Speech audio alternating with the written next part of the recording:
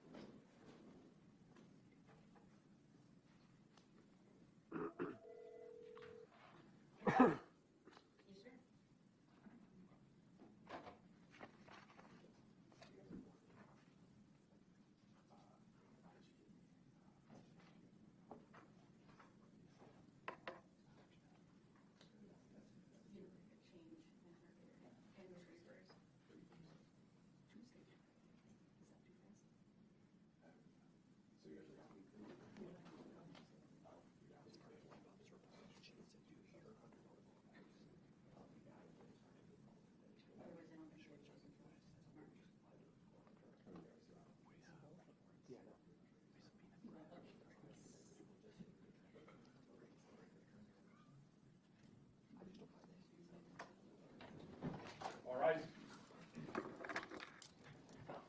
Thank you. Please be seated.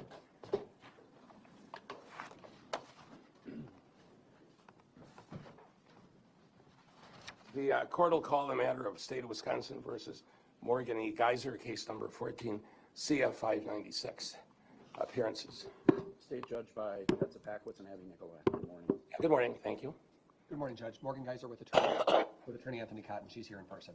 All right. Thank you and good morning. Let me just get the case called up on the.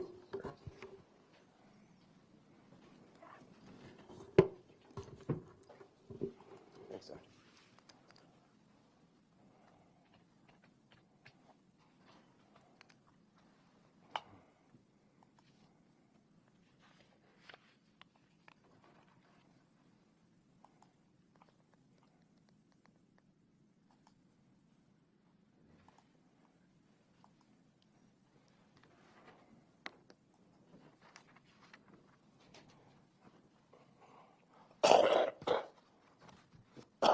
Excuse me. So we're here this morning on a petition that was filed for supervised release. I just want to go through a little bit of history of the case to set the matter in context. So in this matter, the index offense, or the offense for which we're in court today, it happened on May 31, 2014. Ultimately, Ms. Geyser entered a guilty plea to count one of the information which charged an attempted first-degree intentional homicide as party to a crime. She was found guilty of that offense. The state struck an enhancer for use of a dangerous weapon. By agreement, various reports were accepted, and the court found Ms. Geyser not guilty by reason of mental disease or defect. The court then committed her to the Department of Health Services for preparation of reports. Reports were prepared, and then on February 1st, 2018, the court committed Ms. Geyser to the Department of Health Services for 40 years, finding that the conditional release of Ms. Geyser would pose a significant risk of bodily harm to herself or others or of serious property damage. Since then, Ms. Geyser has filed 2 petitions for conditional release that were withdrawn before hearings occurred. There was a 3rd petition for release that was filed in January of 2024. Court conducted hearings with regard to that petition on April 10 and 11, 2024, and denied the petition. She has now again filed a petition for supervised release. The court's ordered the various doctors to prepare reports. Courts received reports from Dr. Brooke Lundbaum, Dr. Deborah Collins, and Dr. Kenneth Robbins. Those reports have been received and are in the file. Court also received a letter report from the Winnebago Mental Health Institute that was dated November 7, 2024. In this matter, the petition, in the hearing on the petition, is governed by section 971.17 sub 4 of the statutes. It's a hearing before the court without a jury. The burden's on the state to establish by, the burden is on the state's burden in this case is to prove by clear and convincing evidence that the commitment should continue because the individual is presently a danger to herself or to others. So that's the context of the case that will proceed, and the state has the burden of proceeding. Any comments with regard to that from the state? No, Judge, no comments. Any comments from Attorney Cotton? No. All right, well then, I'm prepared to proceed. State's prepared to proceed. Yes. All right, victims have been notified? Yes, and some and perhaps others will at some point be joining, and they're all present by Zoom. All right, very good. We have individuals present by Zoom, I know, so we'll proceed on that basis. So with that, then, I'll hear from the state. Thank you, Judge. The state did pre-mark 2 exhibits that I know defense counsel has stipulated to their entry. Exhibit 1 is the CV of Brooke Lundbaum, and Exhibit 2 is her report, document 617, filed December 30th of 2024. So I'd move Exhibits 1 and 2 into evidence. I have copies for the court. Any objections? None. All right, very good. Thank you. The exhibits 1 and 2 will be received. Yeah, thank you.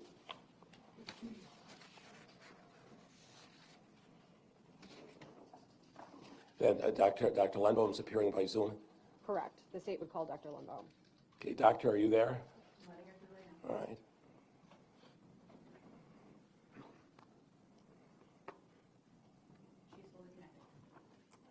Dr. Lundbaum, good morning. Good morning.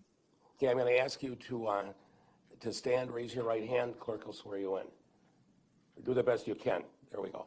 Do you swear that the testimony you're about to give in this matter before the court shall be the truth, the whole truth, and nothing but the truth, so help you God? I do. All right, thank you. Please be seated. Then state your full name and spell your last name. My name is Dr. Brooke Lundbaum. First name is spelled B-R-O-O-K-E. Last name is L-U-N-D-B-O-H-M. All right, very good. Thank you, doctor. Then Attorney Nicolai. Thank you, Judge. Good morning, Dr. Lundbaum. Good morning.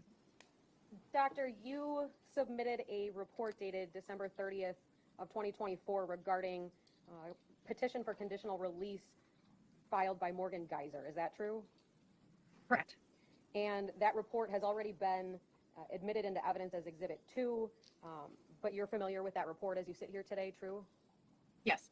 And you've had a long history with Ms. Geyser. Is that also accurate? Yes. And in fact, on page 2 of your report, you actually outline the various evaluations and reports that you've done regarding Ms. Geyser and her various stages of psychiatric stability. Is that true? Yes. And those date all the way back to 2016. That's correct, although I also did complete a competency examination early on in the evaluation as well, or the case as well, which was actually 2014. And in April of last year, you actually testified at a conditional release hearing for Ms. Geyser as well. Is that true? Of this year, that's correct. Of 2024. Oh, I'm sorry, 2024. Yes, that's right. Okay. So I just have a few questions. Ultimately today, Dr. Lundbaum, you did form an opinion for the judge regarding your belief of whether Ms. Geyser is ready at this point for conditional release, right? Yes. And what is that opinion? At this point, I am in favor or in support of her petition for conditional release. Specifically, I don't believe that she currently poses a significant risk of substantial harm to herself, others, or to property damage. And doctor, is that opinion different from the opinion that you gave in April of 2024 at that conditional release hearing? It is. Okay.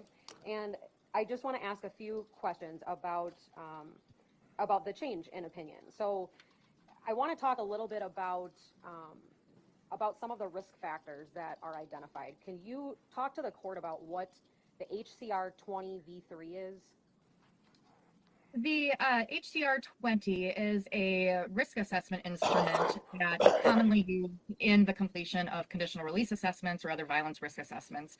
It is not a psychological test in that it gives a specific score or answer to the question, but it is comprised of a variety of different factors that have been linked through the research to help examiners determine risk and protective factors. The HCR 20 is broken into 3 separate parts with historical factors, clinical factors, and then also risk management items. Is one of the clinical factors lack of insight? It is. And is that important to consider when trying to identify someone's risk for violent recidivism? It is one of the several different factors to consider, but it is an important factor, yes. And what is meant by lack of insight? So insight relating to a person's understanding of their mental health condition, but also insight and understanding of the different factors, warning signs, triggers that have brought a person to previous acts of violence. In terms of your concerns in April of 2024, did you have concerns about Ms. Geyser's insight into her mental illness? Yes. And at this point in time, well, strike that. Did you, in April of 2024, have concerns about Ms. Geyser's credibility as a reporter? I did. And so I want to talk about kind of that trajectory over time, if we can. Can you remind the court, please, of the initial findings regarding the psychological diagnosis that Ms. Geyser had at the time of the index offense? So at the time of the index offense, there was consensus amongst a variety of professionals involved in the case that she was experiencing symptoms of a psychotic spectrum disorder that was eventually pretty consistently diagnosed as schizophrenia. The symptoms that she displayed of particular relevance were delusional ideas related to the fictional character of Slender Man, but also a variety of auditory and visual hallucinations, disorganized thinking, disorganized behavior, and instability in her emotional regulation. Were those symptoms things that were observed objectively as well as reported by Ms. Geyser subjectively? Yes. And were those symptoms something that professionals believed prompted the index offense? Yes. Now, at some point in time, more recently, did Ms. Geyser indicate that those symptoms were made up? Yes, so as outlined in the previous report to the court, as well as in my previous testimony, there was a shift in Ms. Geyser's articulation of her experiences around the time of the index offense and afterwards.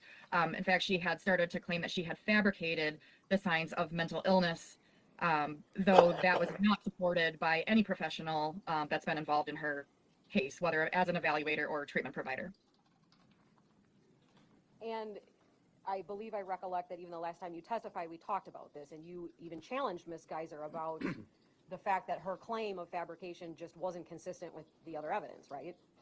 Correct. And what did Ms. Geyser say about that?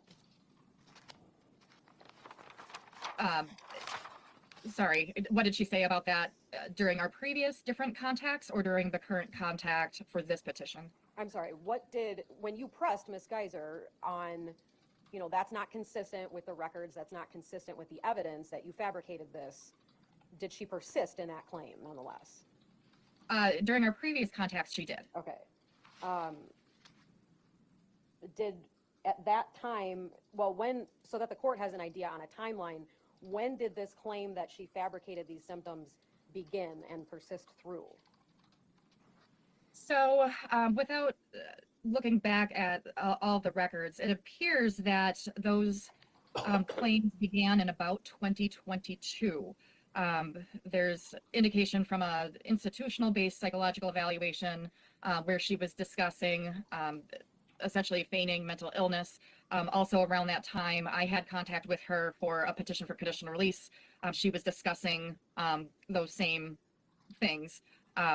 Certainly during our contact in 2023, and then also for that most recent conditional release evaluation, she was again claiming that she essentially feigned mental illness. And the most recent petition for conditional release, you would have had your interview with her according to your report on February 13th of 2024. Does that sound right? That sounds right. And during that interview, she was still telling you that she had fabricated all those symptoms. Correct. Now, so during this time period of between 2022 and 2024, at some point in time, were her psychotropic medications discontinued? So the available information reflects that her treating provider at the Winnebago Mental Health Institute began to taper her from her antipsychotic agent, which was Invega Sustenna, in the fall of fall or winter of 2022, with that taper being complete in about January of 2023. So the record suggests that she has not been taking an antipsychotic agent since about that time, though she's continued to take antidepressant and anti-anxiety medications. And that remains true as of today's date? Correct. As of today's date, are you aware of Ms. Geyser reporting any symptoms of delusions or hallucinations or any kind of psychotic symptomology? In review of the records, the last time that she either evidenced or expressly discussed overt psychotic spectrum symptoms was in about 2021, I believe it was. So there's been a several-year period now where there's been an absence of those acute or overt psychotic spectrum symptoms. Okay. I want to ask about the discussions that you have had in the past with Ms. Geyser during this period when she claimed to have fabricated the symptoms. What explanation did she give you for the index offense? So that has shifted a bit with her self-report, again, not being particularly credible within the context of this kind of conversation. She, at various points, though, maintained that she was being sexually abused within her family home and had essentially engaged in the index offense with desire to essentially escape her home life. Again, that not being consistent with the totality of information that exists.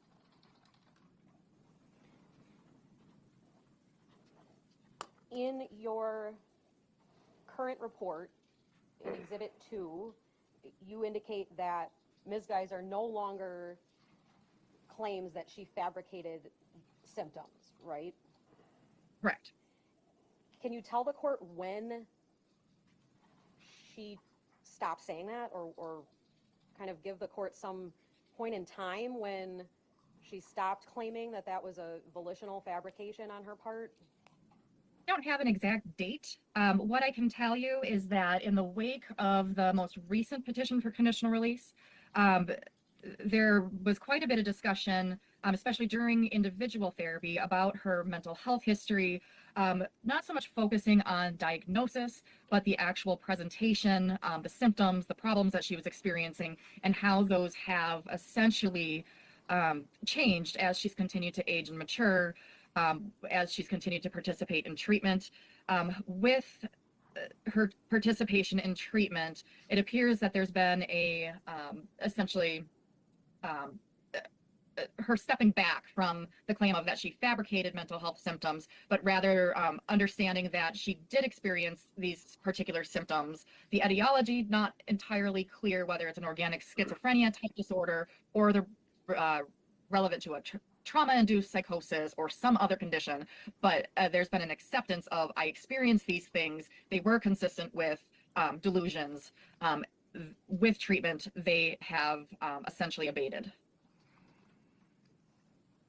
So if I'm hearing you correctly, that has been sometime since April of 2024 that has all occurred. Correct. Within, say, the 8 months between the time of my previous report and the current one, 8-9 months. Have you ever asked Ms. Geyser why she would claim that she had fabricated those symptoms? We did discuss that during the current clinical interview for the current petition. She had vocalized that it's been difficult for her to appreciate and understand the different experiences and symptoms she's experienced over time, in part due to the young age that she was when the index offense occurred, in part due to memory not necessarily being fully formed or being impacted by the severity of her symptoms over time. Also, there's been changes simply because of development and maturity, changes in her chemical makeup as she's continued to get older.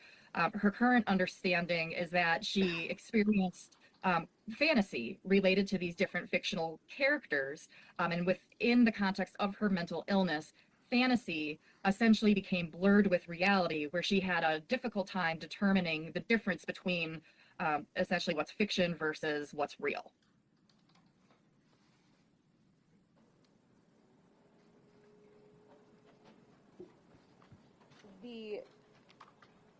And I certainly understand that around the time of the index offense, Ms. Geyser was young. She was 12 years old, right? Correct. But you would agree with me that she was 21 at the time of the last clinical interview in February of 2024 when she was telling you she lied about being schizophrenic, right? Right. Correct.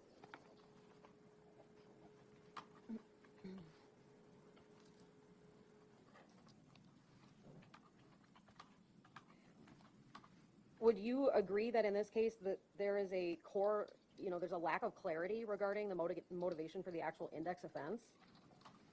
I don't believe that's true when it comes to the agreement and consensus across all the professionals that have been involved in her case over the last 10 years.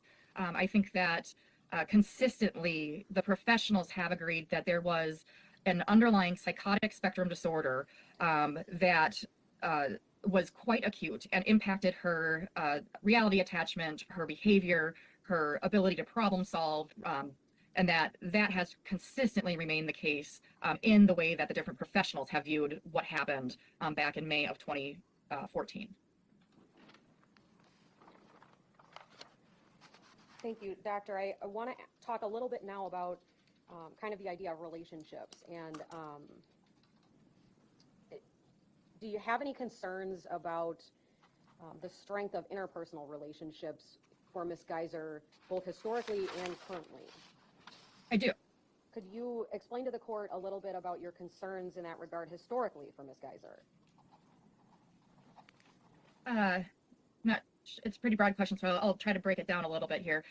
So historically, Ms. Geyser has demonstrated difficulties in forming bonds and attachments with others. There's a pattern of interpersonal conflict, whether it's other patients at the institution, her family members, individuals that she has, acquaintances or friendships that she's made. That said, she is an individual who's essentially grown up in a adult psychiatric hospital. So her opportunities to have kind of typical developmental social relationships have also been impacted just by virtue of her placement. I have a particular concern at this point that she is an individual who remains vulnerable to potential manipulation or exploitation by others. She is an individual who has experienced loneliness over time. And as part of that, which she recognizes, has made some poor choices with regard to her friendships or relationships with others, because she essentially wants to have connection with people, connection that she otherwise does not have the opportunity for, again, by virtue of the institutional setting. Why is personal support something that's important when you're considering a petition for conditional release? What we know about risk management is that support is a important factor to help a person to essentially manage the different stressors that he or she may experience in the community, but also to provide additional layers of monitoring for potential decline in mental health, essentially to provide guidance, to be able to teach about independent living skills. So support is a big factor that you want a person to have a strong support system, whether it's professionals, non-professionals, ideally all of that. Sure. Could you talk about, for the court's benefit, the personal support that Ms. Geyser may have or not have in terms of close family members? Over time, her relationships with her family members or select family members has been strained. There have been periods where she has not been in contact with them due to conflict or tension. Since, I would say, since the death of her father, I'm drawing a blank on the exact date, I believe it was in April of 2023. There was a brief period of time in which she had cut off all contact with family, but then there is a noticeable re-engagement with them, where she has made additional effort to essentially reestablish bonds with particularly her mother and maternal grandmother, as well as her brother. It's my understanding that those relationships continue to be a bit tenuous, but they have strengthened, especially within the last year, give or take.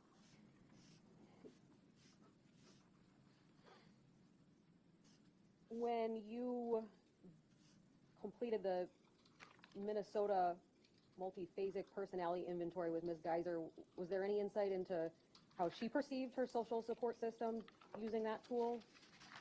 Yeah, with that tool, she responded that she perceives her social support system, especially with respect to her family relationships, as being tenuous.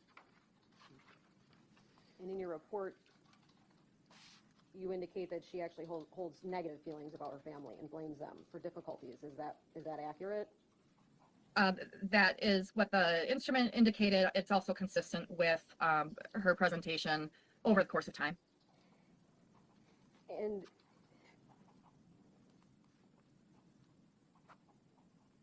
how can that impact someone's risk for violent recidivism? If that's the feelings that they hold regarding the two closest family members to them?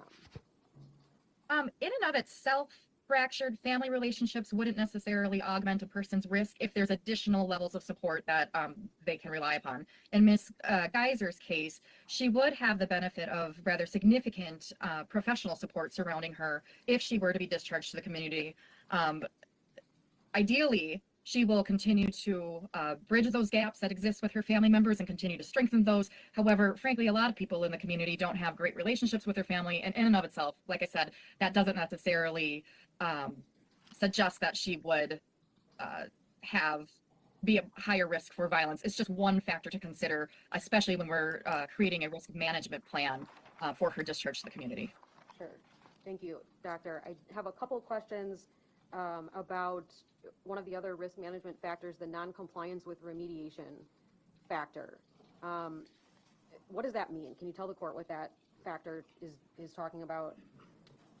So that factor would be trying to predict her, when it comes to the risk management factor, trying to predict the likelihood that she is to follow the conditions and expectations of her treatment plan, of her supervision plan. In her particular case, she does have a history of essentially pushing back on expectations. However, that is been now years since she did that. Her recent stability and rule compliance in the institution does bode well for her success within the community, especially given her more recent willingness to accept feedback and guidance from individuals who are involved in her care.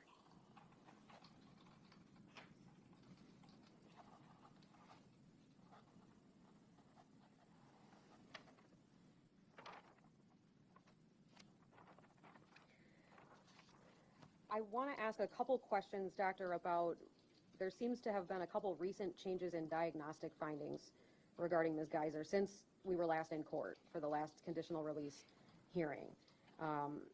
Your report indicates that there was a psychological assessment in May of 2024 with Dr. Myszak, Myszak. Is that true? Correct. And did that psychological assessment result in a new diagnosis? That particular evaluator opined that there was support for a diagnosis of autism spectrum disorder. And is it true that that doctor suggested individual therapy with a goal that Ms. Geyser advance her understanding of that condition and its impact on her? Yes. Is it also true that there was another psychological assessment in September of last year with Dr. Hessler, Hessler? Correct. And what was that assessment in regards to? So on May 31st of 2024, the 10-year anniversary of the index offense, Ms. Geyser indicated to her treatment staff that she identifies as a transgender male. And to be clear, I'm using female pronouns and her court-given name just to be consistent with the collateral records. But since that time, she has identified as a transgender male and has made efforts or begun having changes to essentially live as male. So in the treatment record, she's now identified with male pronouns and a separate name. Also the use of recently the use of a breast binder. And that was the impetus for the assessment with Dr. Hessler? As I understand it, the institution staff referred her for that assessment, essentially to determine if there was implications of her underlying mental illness playing a role in the decisions and identity changes. The examiner at that point opined that there was not evidence of psychosis or other significant mental illness impacting her gender identity, but rather this has been a process that has been ongoing for quite some time. And part of that process, actually going back to November of 2023, Ms. Geyser identified as non-binary. Is that true? Right. At that point, she identified as non-binary and had asked, I don't believe that she had specific pronouns that she wanted to use, but had begun to identify as a different name. Now, is that name the same name that she identifies as now? It's not. Okay. Since essentially coming out as transgender male, she has chosen a distinctly male name. Okay. And ultimately, through that assessment, Dr. Hessler offered a diagnosis of gender dysphoria for Ms. Geyser. Is that true? True. And that was September of last year. Correct. Is it significant to you that there are these diagnostic changes since the last conditional release hearing? It's notable. Neither of those diagnoses, however, necessarily impact her risk for violence. When considering the changes to those particular diagnostic changes, I think it's important to note that the impetus or the problems, the issues are not new. These are things that are documented in the record. It's essentially just a label that has been attached, and there may be disagreement across the professionals about whether or not those are appropriate diagnostic labels, but there is full agreement that the symptoms or the issues are in place and have been for quite some time. And Doctor, I just have one more area of questions for you. I wanted to ask you a little bit about, it seems like both Ms. Geyser and you seemed to discuss the likelihood that if the petition were granted, that a placement would be appropriate in some sort of a supervised home. Is that fair to say? Yes. Are you aware of any specific location that's been identified that would accept Ms. Geyser at this point in time? It's my understanding that that process would have been premature. So as I understand it, if the court were to grant her petition for conditional release, there is, I believe it's 60 days that her community-based treatment team would be working with her institutional treatment team to essentially come up with a conditional release plan that would include a specific placement, residence, treatment programming for the community. So a specific location is not yet identified, though I am aware that there are locations in our state that would be appropriate. So there are locations that you believe are able to provide the appropriate supervision for someone like Ms. Geyser? I am aware that there are a number of facilities in our state that that would match essentially what I described in the report. I don't have a specific recommendation for a group home or residential treatment facility that essentially goes outside the role of a conditional release examiner. But would it be fair to say that in terms of the safety of the community, it would really require that type of a step down, in your opinion, for Ms. Geyser?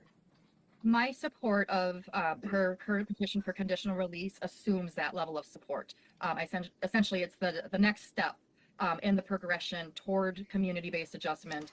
It's the least restrictive environment that is one step down from where she is at this point.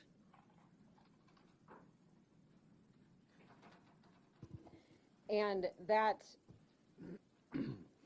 opinion underscores concerns that you still have about Ms. Geyser's risk in the community, true? Right. It is in part offered to help manage the continued concerns that I have related to her risk in the community. So essentially helping to provide that additional support and supervision to ensure that there is a stepwise, smooth transition as she readjusts to the stressors that come along with community placement, but also taking into account her unique needs, especially as she was just 12 years old when she came into the institution and essentially has no experience as an independent adult in our society. Thank you so much, Doctor. I don't have any other questions for you. Thank you. Then Attorney Cotton, do you have questions? Yes, thank you. Good morning, Doc. Good morning, Doctor. How are you? Good, thank you. You have a long history with Ms. Geyser, don't you? I do. And when I look at your reports, or when I look at your current report, on the first page you cite the applicable legal standard that you had to consider, do you not? Yes. Why do you do that? Essentially just to orientate the reader of the report to the exact legal standard, the specific issue that the report is then going to go on and discuss. Okay, have you ever, outside of Ms. Geyser, have you ever done reports like this before in your professional career? I have. Okay, you've testified in other cases? I have. You've, in some situations, recommended release, and in others, the opposite? Correct. Okay, how many years have you been performing these types of evaluations? I started doing these particular kind of evaluations as a postdoctoral forensic psychology fellow in about 2008. And I have been licensed in the state of Wisconsin since 2009. Well, by no means the primary area of my practice, it is a regular part of my practice since that point. Got it. And would it be fair to say that what you're focusing on for purposes of this type of evaluation is whether Ms. Geyser poses a significant risk of bodily harm to herself or others? Correct. As well as serious property damage? Correct. And of course, you're familiar with the history of this case. There's no serious property damage that ever occurred, right? Right. Really, would you agree with me that the singular violent event in Ms. Geyser's life really was the crime for which she was adjudicated NGI? I would say interpersonal violence. The most significant and severe incident would be the index offense. There is also indication of self-injury over time, Yes. but that's been years since that has occurred. Yes, many years ago, she did have a suicide attempt in October of 2021 at the facility, right? Right. So we have now a significant length of time with no such attempts, right? Right. Now, starting with page 3 of your report, you discussed Ms. Geyser's contemporary institutional adjustment, and you indicate that she resides on what type of unit? The unit is named Choices. It's a minimum security unit. It's the same unit that she's been on for quite some time, several years. And what does that suggest, if anything? Or what does that tell us about Ms. Geyser? At Winnebago, most of the units, frankly, when it comes to this kind of commitment, are minimum security. There are some medium or higher security units, but those are for more acute individuals and individuals who essentially just got to the institution. It does suggest, though, that she has maintained a level of psychiatric and behavioral stability to warrant her placement there versus potentially going back to the more restrictive housing unit. And since, would it be fair to say that since June of 2022, so about 2.5 years now, Ms. Geyser has been placed in the pre-integration phase? Right. Which means what? It is, so her particular unit has different phases that correlate to psychiatric stability, behavioral stability, also come along with different privileges. As I understand it, the pre-integration phase is the last or final phase that is available to patients on her unit that have not yet received support for conditional release. So essentially she's at the highest unit or highest level. Yes, with the most privileges before she can move to the integration phase. She currently has the most privileges that are available to patients at Winnebago. And then whenever Judge Boren grants conditional release, if it's after this hearing, she would be promoted to the integration phase, as you understand it, right? Right. Now, they can't do that until the judge gives the green light, so to speak, right? That's my understanding. Okay. Now, Ms. Geyser, at the facility at Winnebago, is it true that she's maintained access to a high level of institutional-based privileges? Yes. Specifically, she actually has, she's allowed to walk around the facility, the campus, the courtyard, whatever you might call it, with another patient who has similar privileges, right? Correct. She was granted what's called full escorted liberty. I believe it was in about February of 2024. And since February of 2024, there have been no concerns to cause diminishment in those privileges. To my knowledge, that's right. And in fact, she even gets to go off campus. Correct. She gets to go to Starbucks and the museum and Walgreens and Target and other such outings, right? Correct. I believe it was in about March of 2023 that she was awarded that level of privilege, and has since gone on several community-based excursions or outings. Right. And if there was, certainly you, as part of your analysis here, doctor, you reviewed all the institutional records, all the treatment records and things of that nature, right? Right. And you would agree, not a single time in any outing or any excursion that she's taken has there been any concern of dangerousness towards others? Correct. Or herself? Correct. Now, I don't want to belabor the point, but you do indicate that you did talk about insight, fair to say? Yes. Something I guess I want to just explore it a little bit because you talked about Ms. Geyser being perhaps vulnerable to other individuals. That's something that we all have to be mindful of, is it not? It is. Really, that's something we have to be mindful of for any person in these shoes coming out of an institution after this length of time. We don't want someone to be taken advantage of, right? Correct.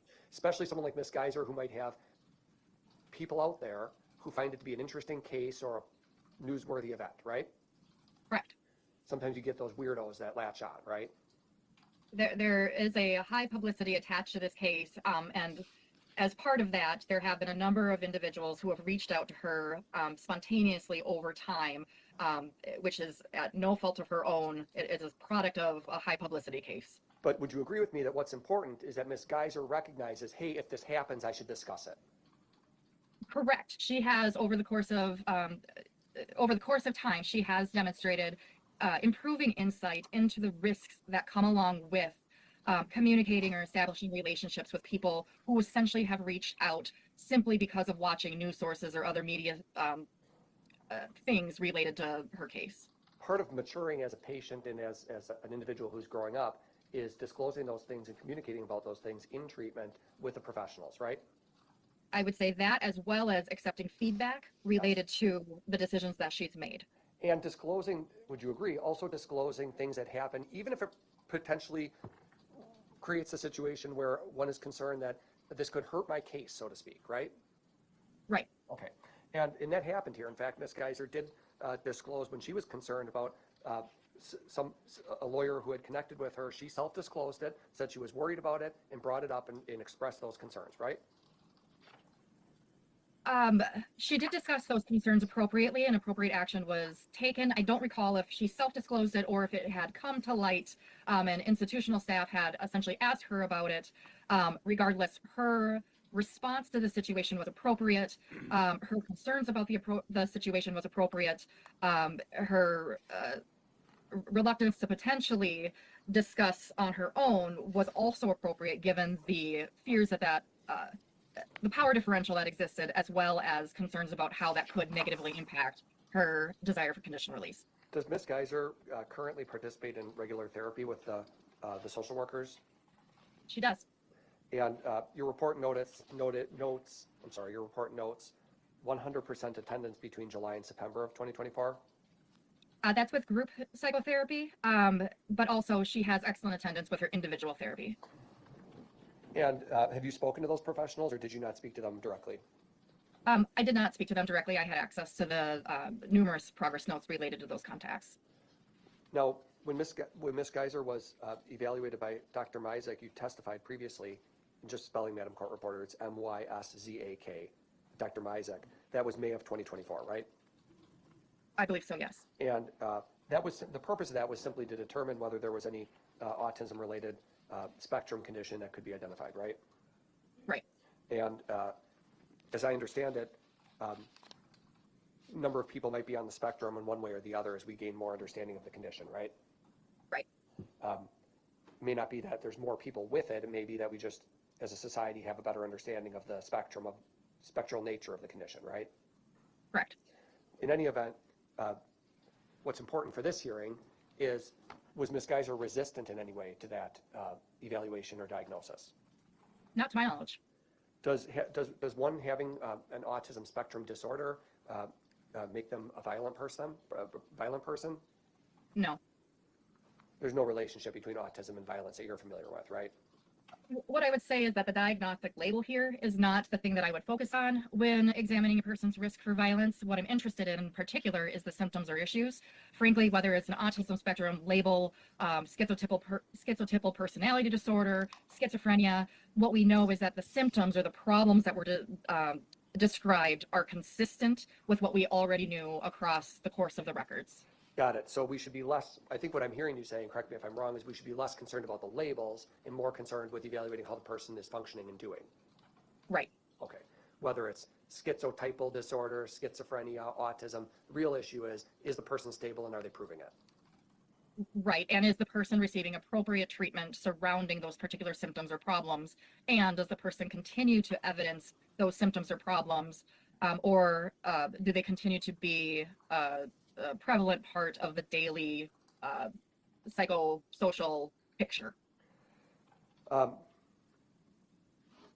really don't want to, I think for Ms. Geyser's sake, get too deep into this, but there is some evidence, there's self-disclosure, a report by Ms. Geyser about the sexual trauma she endured as a young child. Right. From her father. Right. In other words, he was her caregiver and he was sexually abusing her, as it's been reported. As it's been reported, correct. You used the phrase trauma-induced psychosis. That is a condition, is it not? Yes. Is it just what it sounds like, that because of someone's trauma that they're enduring, they can exhibit psychotic features? Correct. When that trauma disappears, you said her father died in April of 2023, and she's been removed from her father even before that for many years. Right. When that trauma disappears, would one expect to see a diminishment of symptoms sometimes? I would say that that's hard to say. Everybody's experience with mental health conditions, regardless of the nature or the label of it, is unique to that particular individual. What I would say is that there's been now observation for several years where psychosis, those acute symptoms of psychosis, have not been a prevalent part of the clinical picture. Sure. And the professionals noted it back when she was an 11-year-old turning 12 and 12 turning 13. The professionals noted symptoms back then, but you testified that in 2021 was the last time there was any acute or overt psychotic symptoms by Ms. Geyser. Right. As I recall the records, in 2021, there were some ongoing issues related to her report of auditory disturbances that she specifically described as being demons. But there has been nothing of that sort for the last, whatever that's been now, 3 years. Yes, going into 4 years now. Correct. And you testified that Ms. Geyser's had considerable discussion with her individual therapy about her condition as the years have gone by, right? Right. And there's been a significant improvement in her personal insight into what she endured as a child, right? Right. Put simply, we hope that people mature. I would say that it's a combination of factors. So maturity, as well as since that suicide attempt in October 2021, there's been a noticeable shift in her engagement in treatment. And so as she has continued to take treatment more seriously and become consistently engaged and invested in it, she's benefited as well. So has demonstrated improvement in her understanding as time has gone on, albeit not any perfect trajectory. Is there any, I'm sorry, what hasn't been a perfect trajectory? Her insight. Okay, but as she sits here now with your clinical evaluation, you would agree that she has insight into herself and her condition? I would say that it continues to be a process for her. It is a process that will continue likely throughout the entirety of her life, but certainly throughout the last, whatever it's been, 8, 9, 10 months, there has been a noticeable improvement in her understanding of her mental health, how she discusses her mental health, diagnostic labels aside. Now, when Ms. Geyser is released, you talked about her placement in a group home. You called it a stepwise approach, right? Right. So there's a number of facilities that exist that she can reside at. That's my understanding. Okay, and we can ask people from Winnebago more questions about how they do that. I would say that Winnebago probably has an understanding, as well as the individuals who would be a part of her conditional release supervisory team, so case management especially. Okay, as part of your evaluation with Ms. Geyser, you asked her about some of her plans for the future, didn't you? Yes. Would you agree that her plans are fairly normal and rational plans for someone in her situation? Would you agree? Yes. She's heavily invested in her artwork. She's a talented artist and writer, isn't she? She is. She's also somebody who expressed an interest in maybe selling artwork someday. Correct. Or writing for a living, being an author. Correct. Professional author has been a goal of hers since she was quite young. So that's rational for somebody in her shoes to think about how they might support themselves in the future. Certainly, she'll be on supervision. Judge ordered 40 years. She'll be on supervision in some way for much of her life. But saying, I want to be an artist and I want to be a writer, for someone in her shoes is a rational goal. Yes, I would say so. Gender identity, does that relate to violence? No, not typically. And in her case, I would suggest that that's not a factor that's particularly relevant to her risk. The state talked a little bit about it. You don't think that the gender identity, non-binary, male, female, is related to risk? No, there are individuals where gender identity can be an issue and is incorporated into their larger mental illness. There's not evidence of that for Ms. Geyser. And in fact, that's why it was important to have the evaluation done by Dr. Hessler, right? Right. I'm sorry? Right, correct. Got it. So Dr. Hessler can diagnose both dysphoria. Seems like that's common. That seems more prevalent now that I'm hearing than. Would you agree as a doctor? So just briefly about gender dysphoria. So not all individuals who are dealing with gender identity would experience that, but really what it is it relates to the emotional state attached to that disconnect in gender identity versus the physical body. In Ms. Geyser's case, she had described feeling discomfort, especially in her own body, looking at her body over the course of essentially her entire adolescence and now adulthood. Okay. Now, your ultimate, the ultimate question for you is whether Ms. Geyser is a suitable candidate for conditional release. That's the conclusion section of your report, right? Right. Now, it was Ms. Geyser.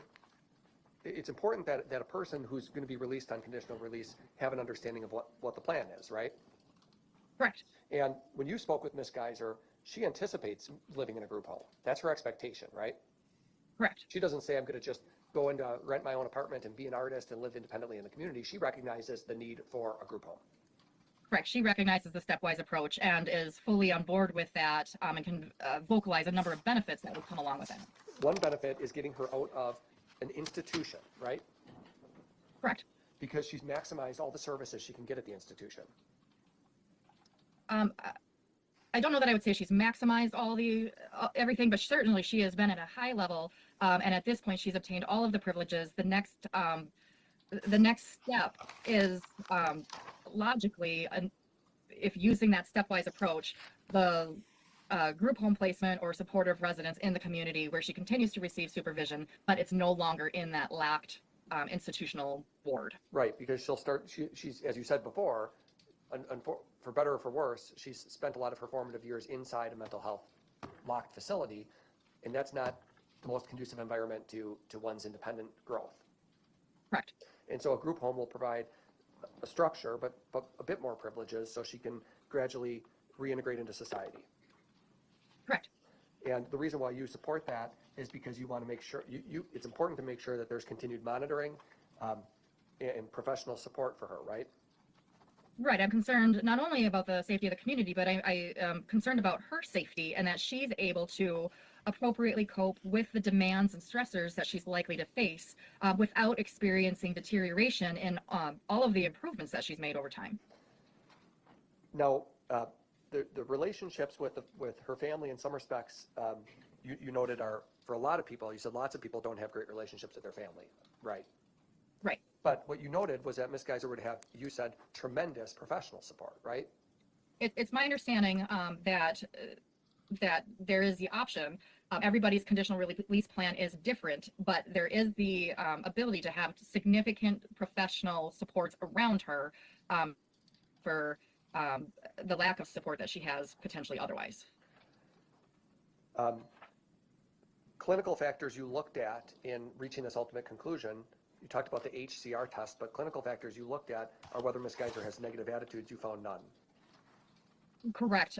In the past, she has displayed negative attitudes related to treatment, but that is not anything that is prevalent at this point. And active symptoms of major mental illness, you found none. Correct. In my review of the records, I had described in the previous report to the court in March of 2024 that there were still some ongoing concerns about emotional regulation and anxiety, unprovoked reactions to unknown triggers that were reminiscent of her trauma. Since that time, there is nothing in the records to suggest continued symptoms that once plagued her, like crying spells, anxiety attacks, periods of dissociation. She continues to describe some nightmares, but they don't appear to be as disruptive as they were even as recently as that last conditional release report. Okay, impulsivity, you found none as well, right? Right. And unresponsiveness to treatment, you found none. This is all page 13 of your report. You found no evidence that she's unresponsive to treatment. Correct. And again, that risk management part is a prediction of what she's likely to face, but her institutional stability, her acceptance of rules, her willingness to accept feedback, that all bodes well for her compliance with conditional release. So it's which is good. It's a predictive tool, and we're trying to predict dangerousness, right? Right. No evidence of covert manipulative behavior prediction either, right? Correct. Low self-esteem. The HCR indicates low self-esteem, but you said in your report, in terms of her presentation towards you, she was a fairly confident young woman, right? Yeah. Over time, she in direct interviews, she presents as quite confident, well-spoken. She's incredibly bright, but the totality of information, including from the current psychological testing, suggests that she is an individual who harbors low self-esteem and can be especially self-critical. Yes, of herself, self-critical, of looking at herself and critiquing her own behavior. Correct, and kind of driven from this desire for perfection, which, as we know, is not a realistic expectation for self or others. Yes. Bottom of page 13, as you reached your conclusions, you talked about Ms. Geyser's assistance that she would have in the community with the wide array of professionals. You noted a case manager, probation agent, and mental health professionals all available to provide assistance, right? Correct. And her rule compliance, as you went into page 14, you noted her rule compliance. That actually bodes well for her rule compliance in the community, right? Correct. We look at one's behavior inside the facility and try to, and it will give us a rational ability to predict that in a group home she would perform similarly. Correct. She has pro-social goals. We've touched on that, but you would agree that her goals themselves are coherent and pro-social. Yes. She hasn't had a lot of opportunity to foster age-appropriate relationships outside of the mental health hospital, but that's through no fault of her own, right? Right. Now, in the conclusion section, to be clear, your ultimate conclusion is that you are in support of her petition for conditional release. Yes. The evidence in your opinion, every doctor has their own opinion, but your opinion is that the evidence does not support a conclusion that she would pose a significant risk of bodily harm to herself or others or property damage if conditionally released, right? At this time, that's correct. And that's offered to a reasonable degree of professional certainty? Yes. You note considering the totality of the information, So with your long history with Ms. Geyser, including a competency evaluation early on in the case, you note that the totality of the information suggests a much more positive trajectory since the suicide attempt way back in October of 2021. Yes, that's right.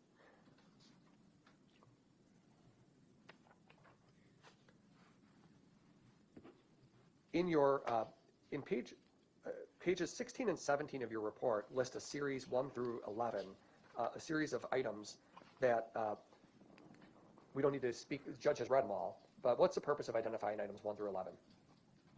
So my support of Ms. Geyser's petition for conditional release comes with some assumptions, such as that residents within the supportive residence. I would not be in support of her petition for conditional release if it was essentially just going into the community without a variety of different support services, as well as the ability to effectively monitor her behavior, her relationships, again, with the goal of wanting the community to be safe, but also I want her to be safe and well protected. Some of the recommendations there take into account the unique circumstances that she faces because of her notoriety, the high publicity of this case, and wanting to essentially provide some feedback to those who will be working with her to potentially help them to provide some boundaries so that, again, she's safe, the community's safe, and that she's successful. Sure. Winnebago Mental Health Hospital isn't going to just release Ms. Geyser right into the community with no plan, though, right? No, as I mentioned earlier, so as I understand it, there's 60 days that her treatment team in the institution and the conditional release supervisory team would be working together to come up with a comprehensive and specific conditional release plan. And you're familiar with the letter from Jennifer Parnell that was filed with the court where, and she's a physician assistant at Winnebago, document 608 that the judge had referenced at the beginning here, but you're familiar with her letter where she indicates that the client will not be conditionally released until the plan is approved by Judge Boren, right? So I'm not familiar with that particular document or the other examiner reports, but that makes sense to me. That's my understanding as well. Right. The team has 60 days, they put together the plan, they send it to the judge, and he makes the final call. Right. Okay, thank you. Any recorrect? No, thank you. Doctor, I just wanted to go back to your comments about the Ms. Geyser's assertion that she fabricated the initial description of what happened in the background with Slender Man. Does what I'm looking for is an explanation as to, is there a negative connotation to someone in Ms. Geyser's position of making an assertion years after the event that she fabricated much of what was said about the initial event? Is it meant to try and create a more favorable standing from her point of view and how to proceed with perhaps a conditional release petition? What's the motivation for that? So I think I had testified to this back in April of 2024. The impetus for her making these claims is not fully known. When I talked to her about it during the current petition for conditional release, she essentially just had said that it was easier to say that she faked it rather than trying to really process and understand the severity of the symptoms that she experienced. And then also when putting it into the context of the changes that she's experienced in her symptoms across time. There's indication in the records that she may have inaccurately come to believe that if she did not have a diagnosis of schizophrenia, that may be favorable for her petition for conditional release. Certainly that is not the case. And actually her claims of fabrication, I would say, severely complicated the risk assessment for some time there. What I can say is at this point, she's no longer claiming that her understanding of her mental illness, her mental health symptoms is much improved and in line with what the professionals around her also think. Does a person's ability, though, to make the assertion that she fabricated key elements of what brought her to the current situation impact her credibility as to what she says currently as to her status? Is she capable of manipulating the system in order to gain a more favorable result? To unpack that a little bit, any person certainly is capable of manipulation. However, Ms. Geyser in particular is a person who has been under essentially the close watch of professionals for 10 years now. And there's absolutely no support for the conclusion that she faked things. I did testify previously and wrote in previous reports that I had concerns about her credibility as a self-reporter because her self-report was so drastically different from all the information that existed. And that is something certainly to watch out for in currently and in the future. We want to make sure that her understanding essentially aligns with what is known through the totality of information. Again, at this point, her understanding of her mental health does seem to align with what record suggests what is known about her. With regard to her assertion of sexual abuse by her father, is there, looking at the history of the case, is there support for that type of assertion by her as part of the background of the case? I would say that there's not support for the conclusion that somehow sexual abuse essentially caused her to do the index offense and that it was somehow related to escape her home life. The data is clear that she did experience symptoms of a significant psychotic spectrum disorder. The etiology has been debated by professionals, but the evidence is very clear that those symptoms were legitimate and they persisted across time. There was support that she experienced benefit with the use of antipsychotic and mood stabilizing agents, which was what you would expect with a psychotic spectrum condition. With regard to her current status as somewhat being at the top of the line as far as her work within the institution, if she continues to be at that level of treatment and supervision, is there any negative impact to her and her ability to be a safe person over her continued status as being at the top of the line, but being not able to go to the next level of the stepped up program? I would say that the biggest risk would be that it prohibits her continued development as a human. So the risk factor for violence, certainly she's adapted well to that level of support and structure, and I would imagine that she would continue to display that. She does risk boredom, especially since she has very colloquially been there, done that.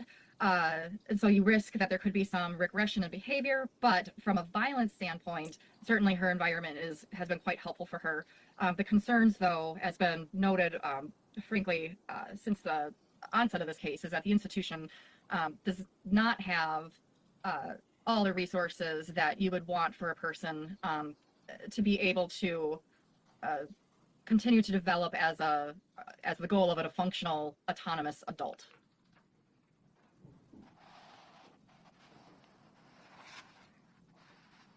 I'm just reflecting on my notes for a moment.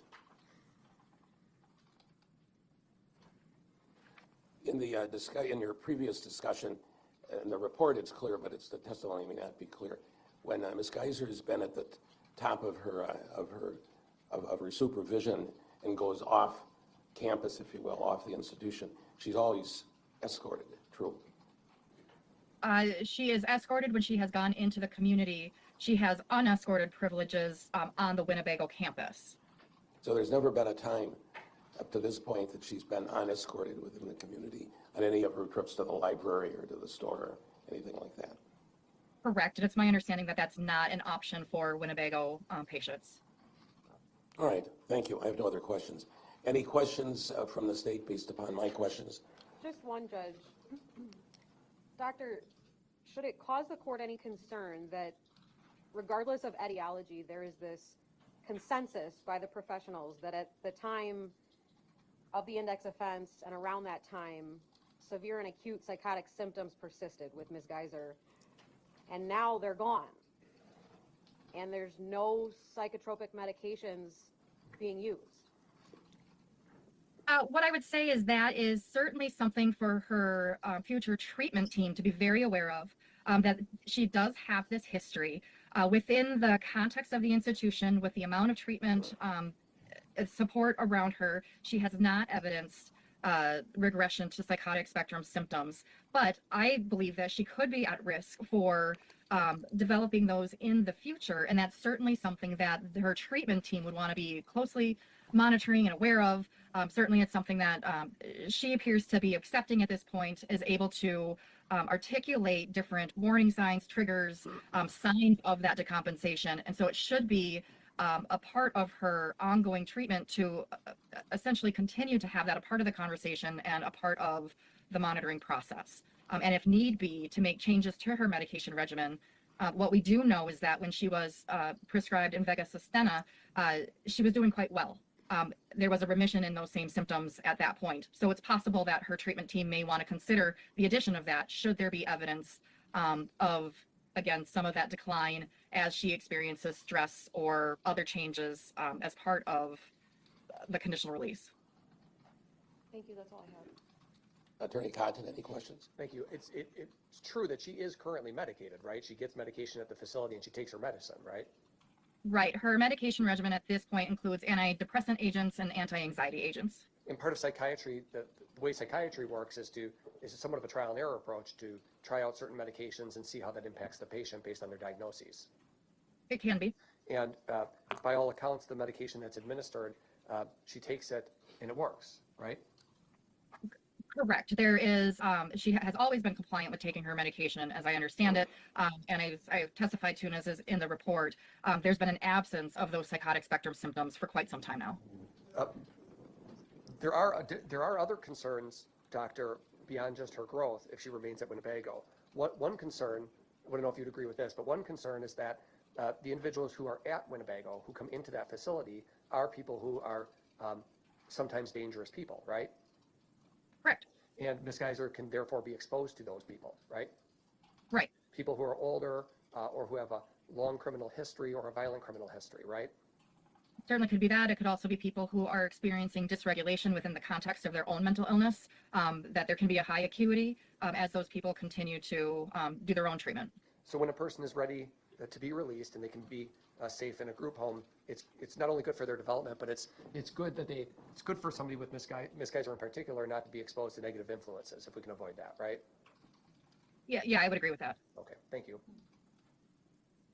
Anything further from the state? No, thank you.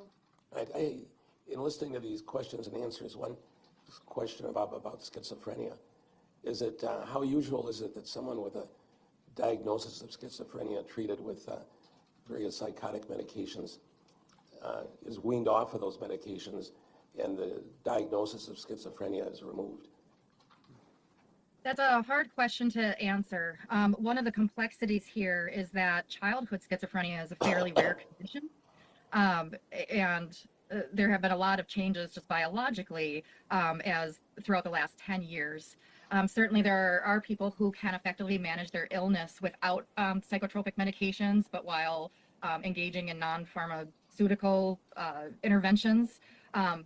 There's certainly the possibility that Ms. Geyser's been able to effectively manage her symptoms better, and they have essentially gone into remission simply because of the support and structure that she's experienced. So again, I would caution the people working with her in the future to remain sensitive to the fact that she does have this history. That said, there's nothing to say that I can't say with 100% certainty that she's going to face similar delusional ideas, auditory hallucinations, similar symptoms like she did in the past. It's certainly possible that those will continue to be absent as she continues to move forward here. The biggest thing is that she works closely with those treatment providers and everybody is aware of her history, of the warning signs, the triggers, the signs of decompensation, and that they have a plan in place to react appropriately if that should happen. Thank you. Any further questions based upon my additional questioning from the state? No, thank you. Anything from Attorney Cotton? No. All right, well then, thank you, doctor. Appreciate you being able to be here today. Thank you for your testimony. May I be excused? You may be excused, yes. Thank you. Is the doctor under subpoena? Yes. Released from the subpoena? Yes, please. Any objections? No. All right, so thank you, doctor. You have a good day. Thank you. I think at this time it's appropriate to take a recess. Let's take a recess to 10:30.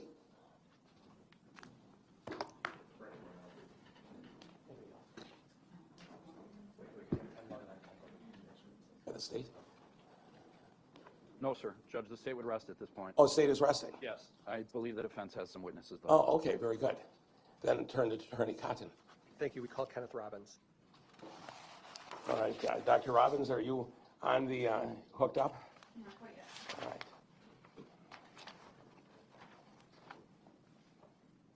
Dr. Robbins, are you there? Now you're muted, so you have to unmute. Sorry about that. Yes, I'm here. Okay, doctor, good morning.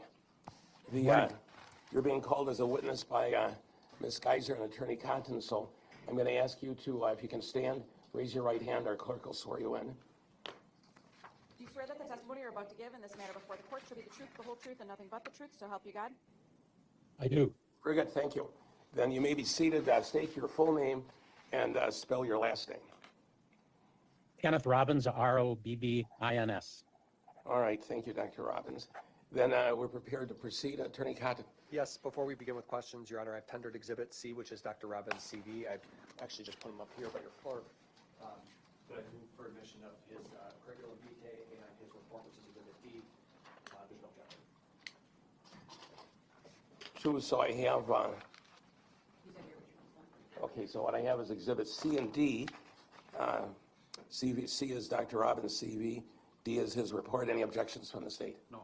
All right, then received. Thank you. Good morning, Dr. Robbins. Good morning, Mr. Cotton. Thank you for being here. I understand you're by Zoom from California. That's correct. If you have any trouble hearing us, just let us know at any point, okay? I will. Thank you. Doctor, I'm assuming that you are out of the fire. I'm sorry that I'm out of the. That you're out of the fire. Yes, I'm in Northern California. Thank All you. right, very good, very good. Thank you. Glad you're safe. Thank you. Now, you are the Director of Mental Health for the Tribal Health of Lake County right now, That's accurate. and you're also the psychiatry consultant for a hospice center. Correct. Are you a consultant for the Winnebago Mental Health Institute, and if so, what do you do? Yes, I am, and what I do is I go over cases with the nurse practitioners and physician assistants to help them when they're struggling. And you're an adjunct professor at UW-Madison? Correct. Do you have any affiliation with the Mendota Mental Health Institute? I was the medical director at Mendota for most of the 1990s. You were the medical director? Correct. Okay. And you're a doctor of psychiatry, are you not? I'm a medical doctor with a specialty in both internal medicine and psychiatry, yes. And you have board certification in the same, I do. as well as neurology? Well, psychiatry and neurology is one board, Oh. but my board certification is in psychiatry. Got it. Dr. Robbins, you've had a long history with Ms. Geyser, would you agree? Yes, I would agree. Going back how far, if you can recall? Going back to shortly after the original criminal contact back in 2014. And you've been appointed by the court to conduct an evaluation in this case for conditional release. Exactly. Are you familiar with the criteria that have to be considered when determining whether a person should be released? Yes, I believe so. Okay. Specifically, whether a person is a danger to themselves or others, whether they're a risk for substantial bodily harm or property damage, right? Exactly. Now, did you keep the statutory factors in mind when you conducted your analysis in this case? Yes, And did you prepare a report? I did. Let's walk through do you have your report in front of you today, Dr. Robbins, or no? I do. Okay. If you need to refer to it, you can. Just let us know if you need to, but I'll just ask you some questions from that report, okay? Yeah, if you don't mind, I'd like to make one correction. And I only noticed it as I read through it here in California, but what I say in the first sentence is not accurate. It says that that I'd interviewed her on February 21st of 2024, which I did, but I didn't update it. My most recent interview was November 13th, if Right. you don't mind me making a correction. Yes, I was going to ask you about that. You did interview her back in February, but you've also conducted a more current interview, right? Exactly. And so the conclusions in this report are based on the current interview and your current analysis of Ms. Geyser, Exactly. as well as your history of her condition and your review of records. Correct. What if anything, did you do in preparation for this report? Did you speak with any professionals at Winnebago, or did you review any records?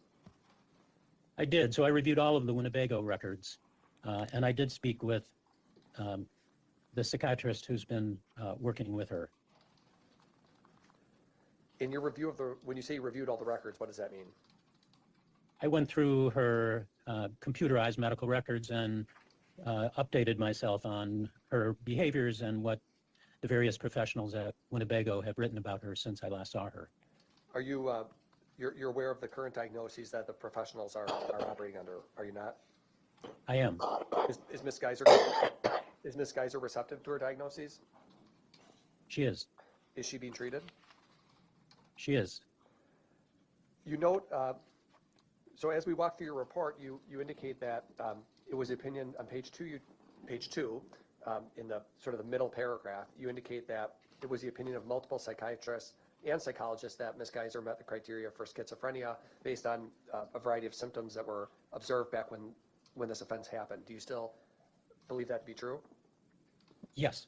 But you note that this is your language, the conceptualization of her psychotic challenges has changed significantly in the last 2 years. What do you mean by that?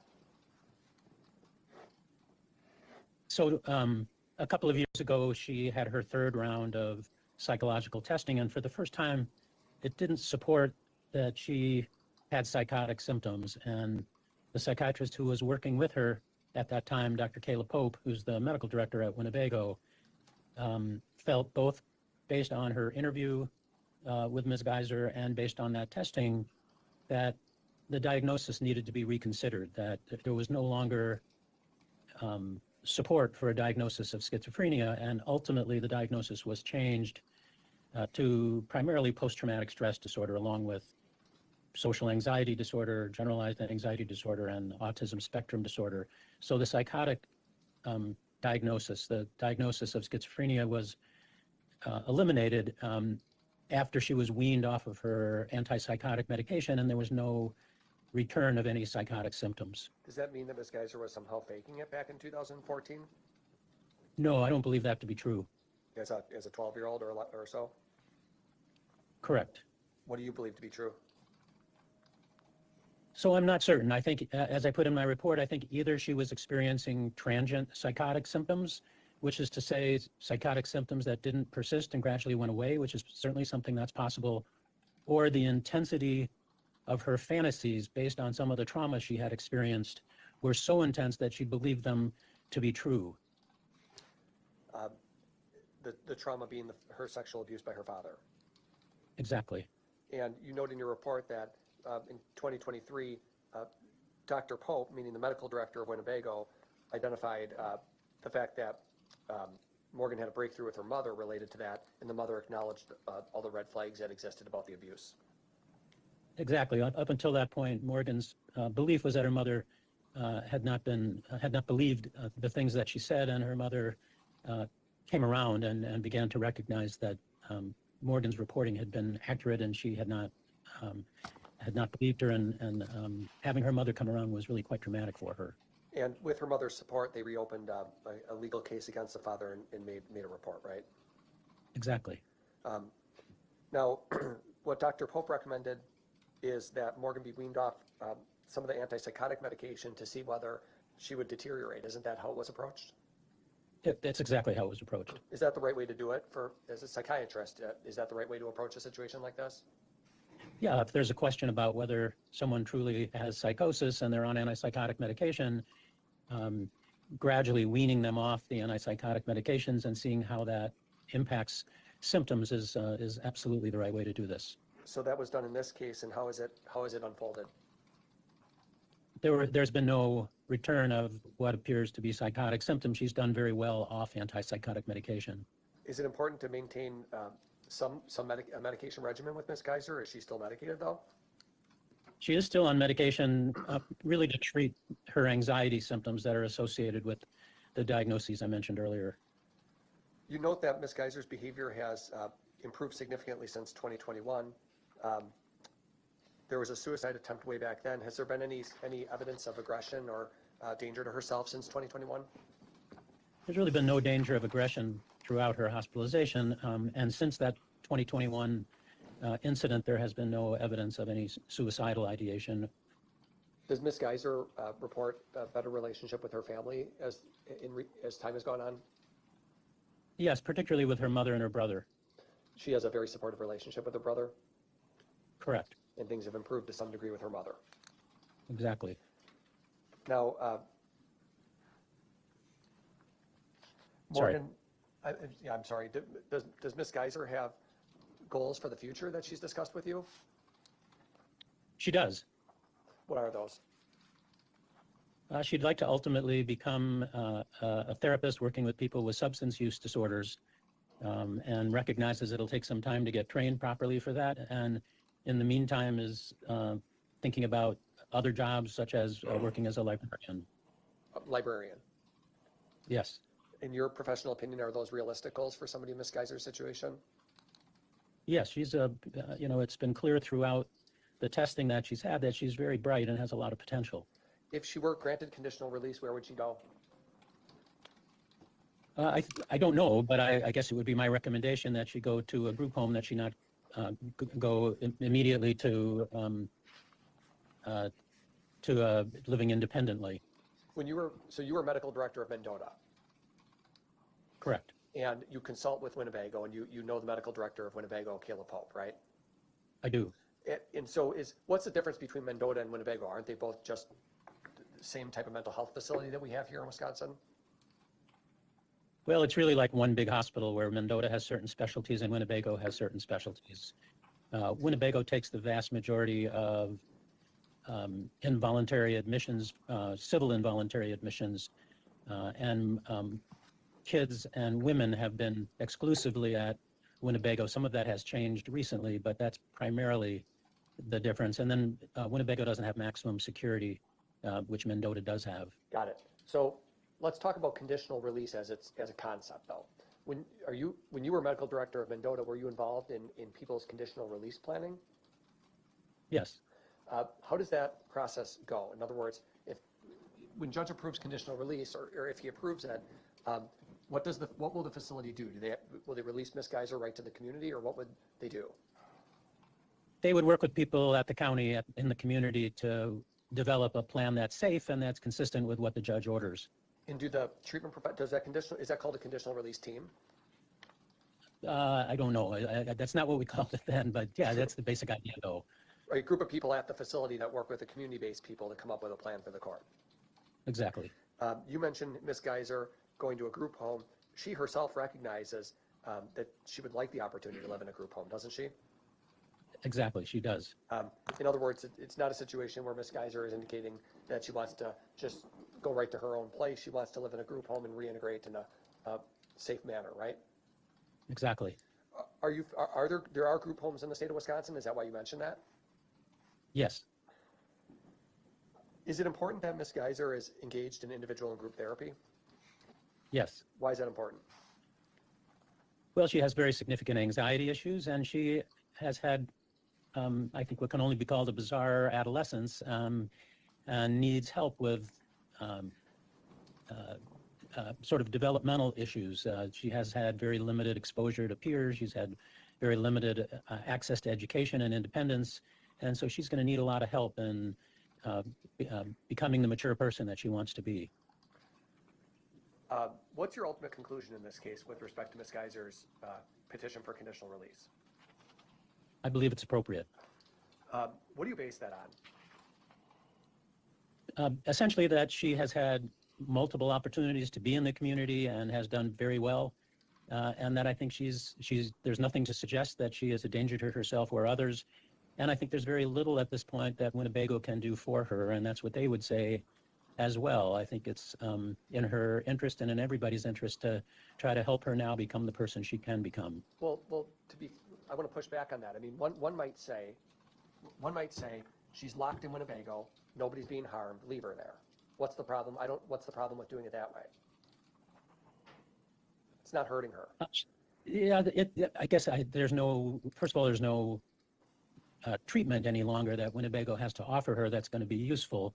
So there's nothing that she has to gain by being there. Second, there's nothing to suggest that would be dangerous outside of Winnebago, and nothing to suggest she's dangerous at Winnebago to others, and since 2021, nothing to suggest she's dangerous to herself. And third, she's a young woman with great potential, and she's not going to realize that unless she has an opportunity to get into the world and start to have more interpersonal interactions that are appropriate with peers, that she has more education opportunities, that she has the opportunity to be independent in a more significant way. In terms of her future dangerousness as we try to predict it, is it your opinion that it would therefore make her less dangerous it would make Ms. Geyser less dangerous if she's given the opportunity to move to a group home and expand her growth as an individual. I don't think she's going to become dangerous to other people, whether she's at Winnebago or not. I think that there is the risk that over time, if she is limited by the things that Winnebago can offer her, I could imagine her becoming hopeless at some point and potentially becoming a danger to herself. So yes, perhaps ironically, I think she would be safer outside of Winnebago. So from your professional opinion, her risk to others sort of remains the same in or out. You don't see that changing. But you use the word ironically, the risk to herself, self-injurious behavior increases the longer she would remain at Winnebago without the opportunity to expand herself. I'm concerned about that. I'm concerned at some point she's going to start feeling hopeless. That she's just locked there forever. That she's locked there forever, that she can't become the person she wants to become, that she can't have the kind of interaction she wants with peers and with family. Was that part of your analysis in this case, that in fact institutional placement increases her risk of danger to herself? Yes, I do think that's true. And a group home would diminish that because she would be given, although certainly not unfettered liberty in a group home, right? Correct. They can use GPS monitoring and any other tool they want to keep an eye on the person, right? Exactly. Okay. So not unfettered liberty, but some small degree of freedom, and that would enable her, you said she has immense potential, or you said great potential, so she'd be able to start realizing her potential more fully. Exactly. In contributing positively to society. Exactly.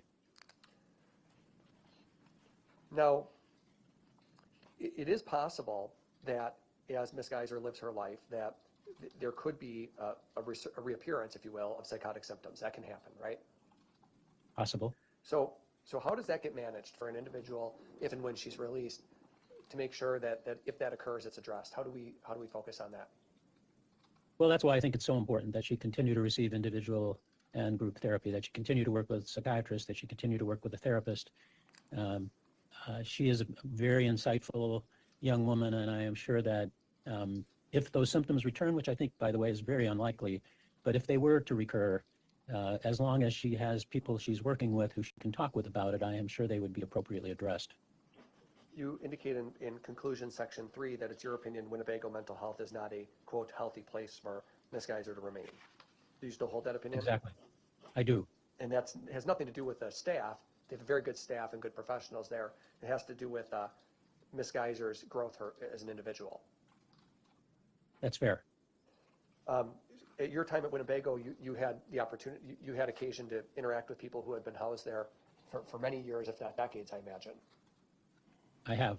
And does it become easier or harder to reintegrate people to society and to have a reintegration to the normal world the longer they remain inside a facility like Mendota or Winnebago?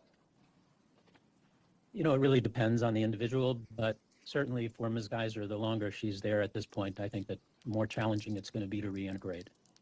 So one of the reasons you support release at this stage, and you supported release 6 months ago or 8 months ago when we were last in court, right? That's true. And in fact, between your last evaluation and this one, there's been absolutely no, are you aware of any violence or any concerns that have developed in that interim period of time that would cause you to revisit those opinions? No, and she certainly had plenty of opportunity to be in the community, to be stimulated by being in the community, which was what sometimes we worry about, and she's done extremely well. Those supervised outings that she has in the community, how do those typically unfold? Do you know how that works? I'm not sure what you mean. It's a group of people leave the facility and they just have a chaperone who keeps an eye on them, or what do they do? Yeah, exactly. They usually have a specific goal in mind. They go out for a particular reason, and it could be to go shopping. It could be to go visit something that they may learn something from, and they're in the community with a chaperone. So ultimately, you remain of the opinion that Ms. Geyser should be released on conditional supervision with, at this point, to a group home with continued monitoring and treatment. Exactly. Thank you. That's all.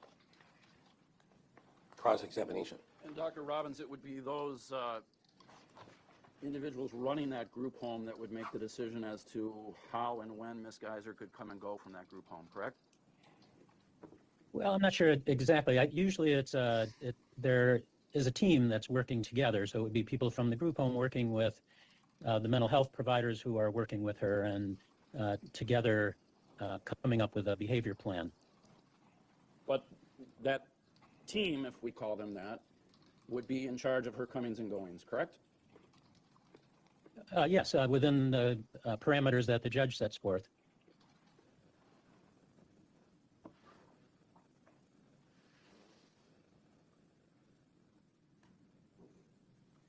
And Dr. Robbins, not only did you agree with the release plan last time, you were also in favor of Ms. Geyser being reverse waived back into the juvenile system, correct? Correct. I don't have anything else, Judge. Any further direct exam? No. Okay, well, doctor, thank you for being with us today. My pleasure. Thank you. Enjoy California. Thank you. Is the doctor under subpoena? No. So thanks for being here. You have a good day and a good year. Thank you. Thank you. You too. Further witnesses? Yes, Dr. Deborah Collins. Do we have her on Zoom, Jessica? She's not logged into Zoom. Okay, give me just 1 minute. All right.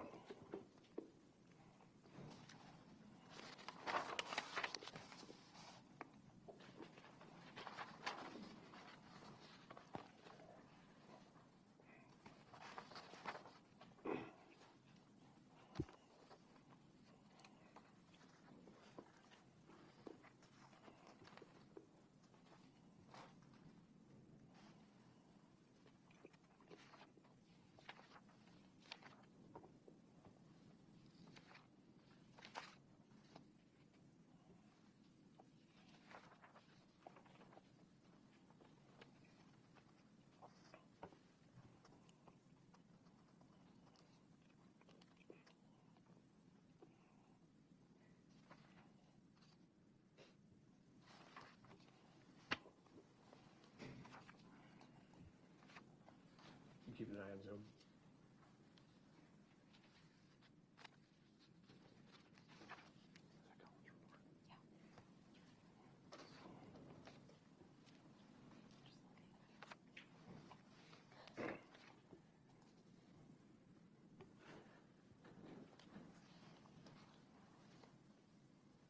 We can be in recess for about 5 minutes.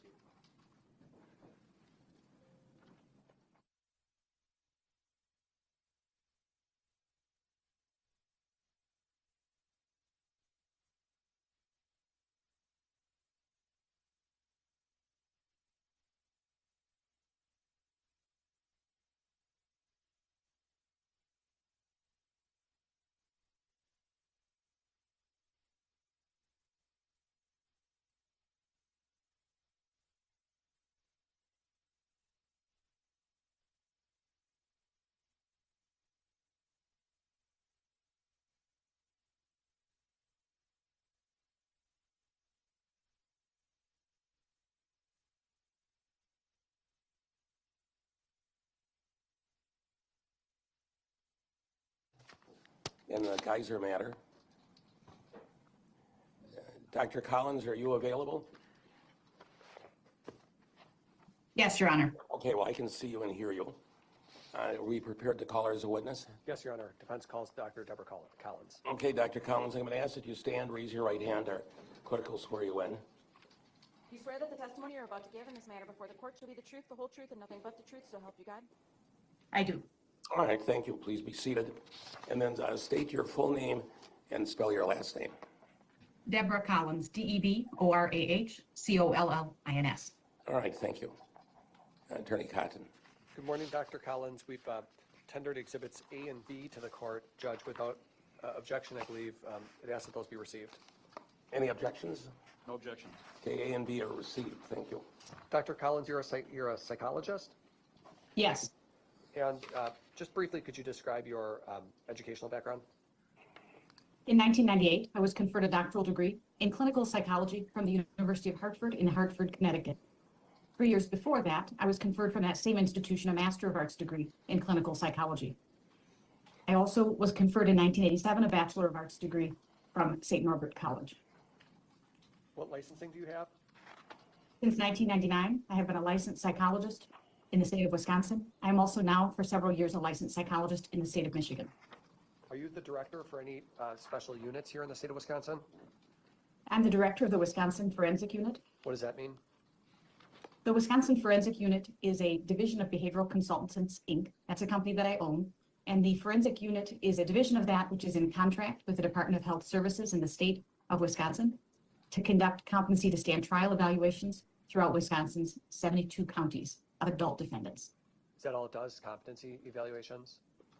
That particular division of Behavioral Consultants, yes. Okay. And then behavioral consultants as the overarching organization, does that agency do other work? Yes, that's a private practice clinic staffed by master's and doctoral level clinicians. The doctors conduct, including myself, an array of forensic mental health assessments in both civil and criminal arenas. And we receive appointments from courts and referrals from the defense bar and from prosecutors or district attorneys. We heard from Dr. Brooke Lundbaum before you in this case. Does she work for either of these agencies? She is an employee. She has an independent private practice through behavioral consultants. Okay, so she's considered an employee also at Behavioral Consultants. Yes. So you're familiar with her work, are you not? Yes, I am. Well, you're the president and owner of Behavioral Consultants, so I'm assuming, would it be fair to say you hired her or had a decision in the hiring process with her?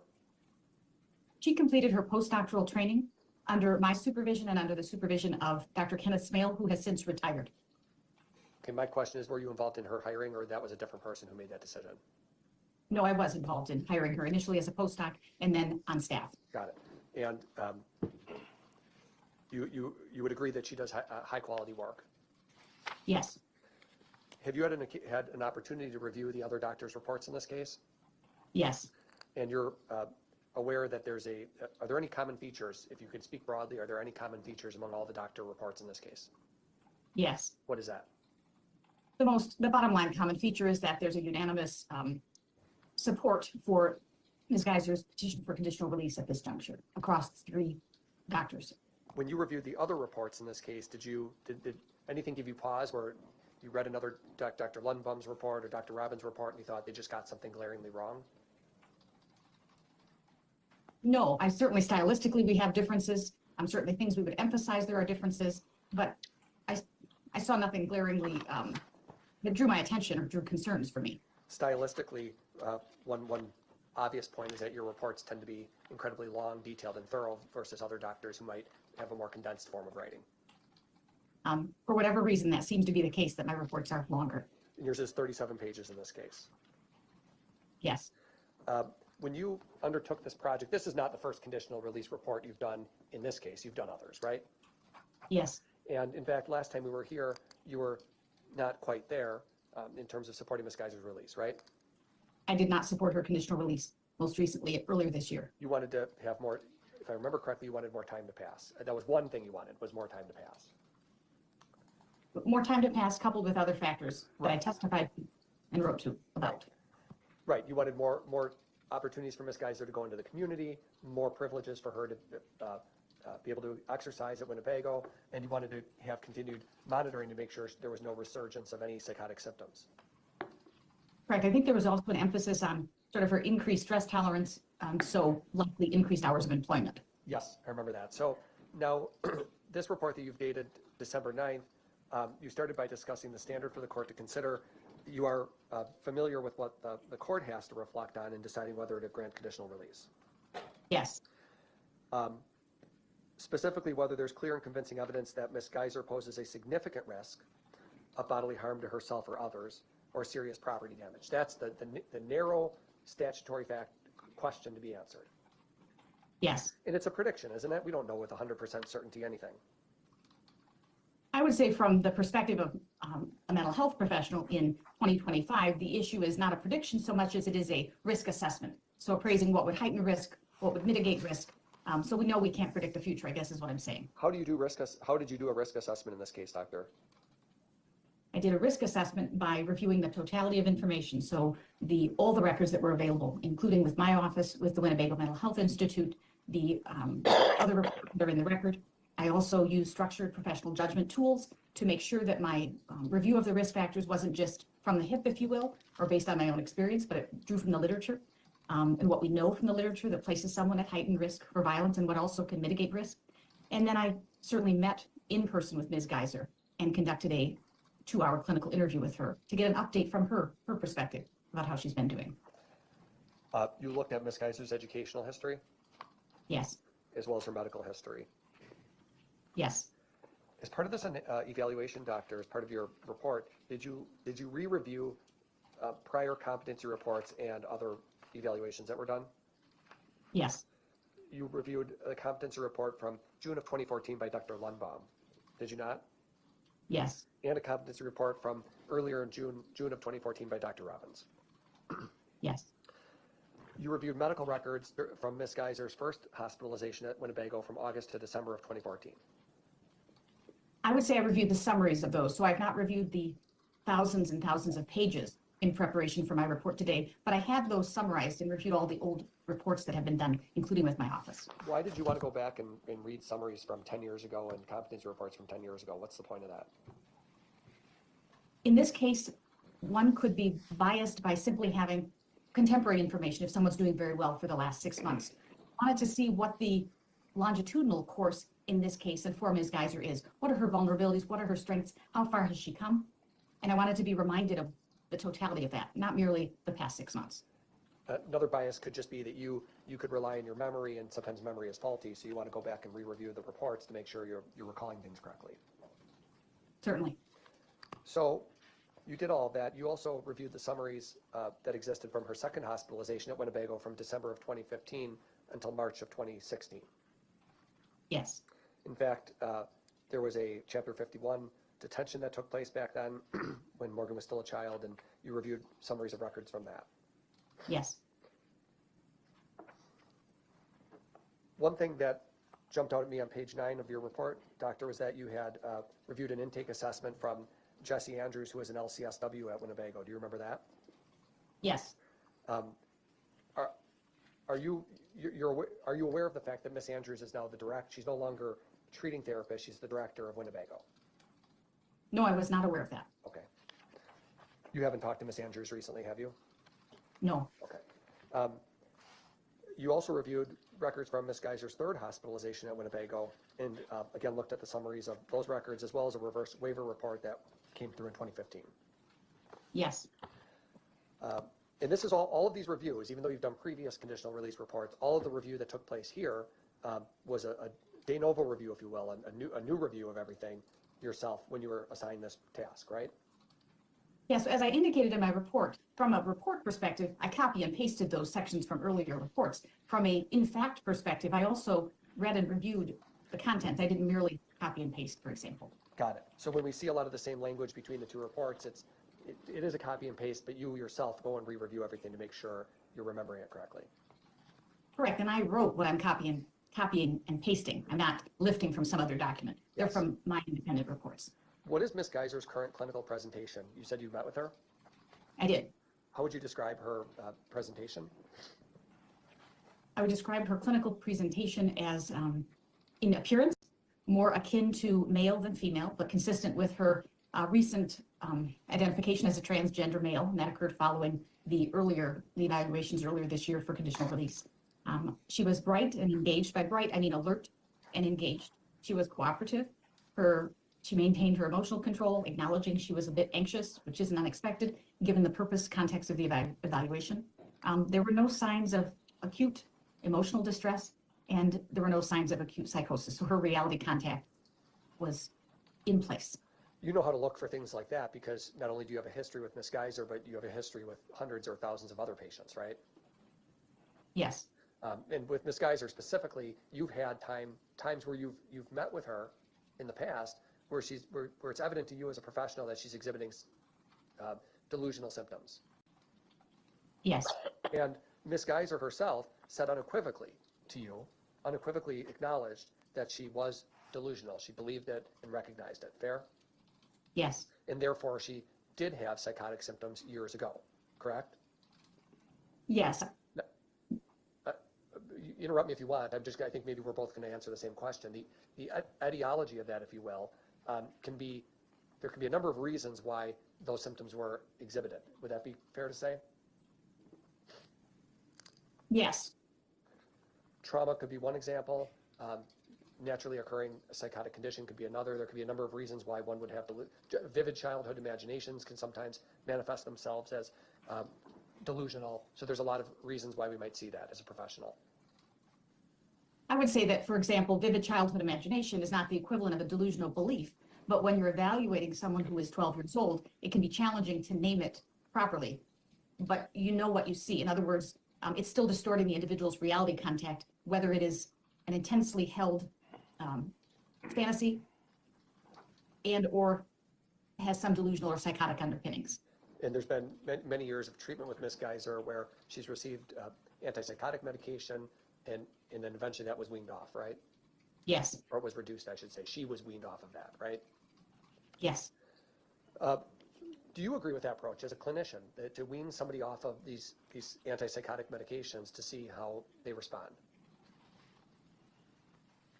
I'm a psychologist, not a psychiatrist, and would leave judgments about weaning someone off medications to the domain of psychiatry. What I would say is, in practice, I have seen that occur, and especially in a hospital setting, that's preferred, so that you can closely monitor someone to see the impact of that weaning, if you will, in someone's psychiatric status. Okay. Now, when you spoke with Ms. Geyser, she discussed with you her last petition for conditional release that was brought to Judge Boren, didn't she? Yes, And she, even though, and at that time you weren't in support of release, we've already covered that, right? right, Nor was Dr. Lundbaum. correct. Now, Ms. Geyser made a decision to still proceed with the hearing and have the court make a decision. For what reason? What she told me is that she wanted to see what the court and what others wanted her to do, to work on, to achieve, so that she might ultimately be granted conditional release. Is that a good or bad for her future prognosis? I think it is most likely good or favorable in weighing toward her prognosis, because what it indicated is her willingness to go into quite a stressful circumstance, a court hearing, that would garner or bring her lots of attention, media attention included. And it would also show her openness and proactive effort to see what else she could do, so that presumably she intended to work on it Well, to obtain conditional release. and it also demonstrates how she handles defeat, doesn't it? Or rejection, Yes, in this case. right? Because it provides an opportunity as a clinician for you to evaluate her. Judge denies her petition for conditional release. She knows she can't file that petition again for another half a year at a minimum. You can look at that as a clinician and say, well, did she try to commit suicide? Did she go back behind the doors and start slamming things around and creating a disturbance, right? It gives you a concrete event to look at, a significant negative event to look at from her perspective, and evaluate it. Correct. And I would say from Ms. Geyser's perspective, she didn't have the benefit of knowing how she would react to that hearing, but was trusting she could manage it. And managing something that's more stressful than really a lot of people in society even have to confront, because as you noted, significant media attention and publicity associated with even making the request. Yes. Based on your review of the records and your discussion with the professionals, how did she handle that rejection? Without problem and well. And she remained goal-oriented and worked on the things that the court expected her to work on. Yes. Or worked on the things that the professionals also indicated she needed to work on, right? Yes. She has attained pre-integration level at Winnebago, meaning the highest applicable level of privileges, right? Yes. And her access to the canteen, the vending machines, that independent privilege that was given even after the last hearing, that was a new privilege, the final thing she was waiting for, right? Yes. She enjoys off-ground supervised outings every other week. Could you just describe that briefly for the court? What Ms. Geyser enjoys is with other patients who have the same privilege and choose to exercise it. In addition to supervising staff, she's accompanied into the community to places like the library, the dollar store, other retail merchants, coffee shops, and there she exercises liberty, possibly for an hour or however long that the outing entails. Starbucks, Target, dollar store, Pick and Save, she's been able to go to all those places. Yes. Any concern of her becoming violent or being dangerous to herself or others that you've seen in those outings? I have no record of any concerns being raised by her behavior in the community when escorted. Any holds or reductions in her level of liberty privileges that you're aware of? No. Ms. Geyser's sleep has been improving, even in light of her the court denying the petition last time. Isn't that true? Yes. And we do know, as as we learn more and more about the human brain, how important sleep is to one's well-being, right? Yes. She's also working a few hours a week. She works at 2 hours a week at the log cabin workshop. Yes. And actually, she has multiple jobs. They've employed at Winnebago, doesn't she? Yes, I believe a total of an estimated 5 hours a week. She works at the log cabin workshop. She folds laundry and is working through something called the Hope program. Yes. She continues to visit with her mother, doesn't she? Miss Geyser's mother visits her every other week at Winnebago. Yes. Do you consider her mother and brother to be key components of her support system, and if so, why? I would say that presently, that is how Ms. Geyser identified them as key components of her support system outside of the institution. That hasn't consistently been the case, though presently for the past 6 months or so has been so.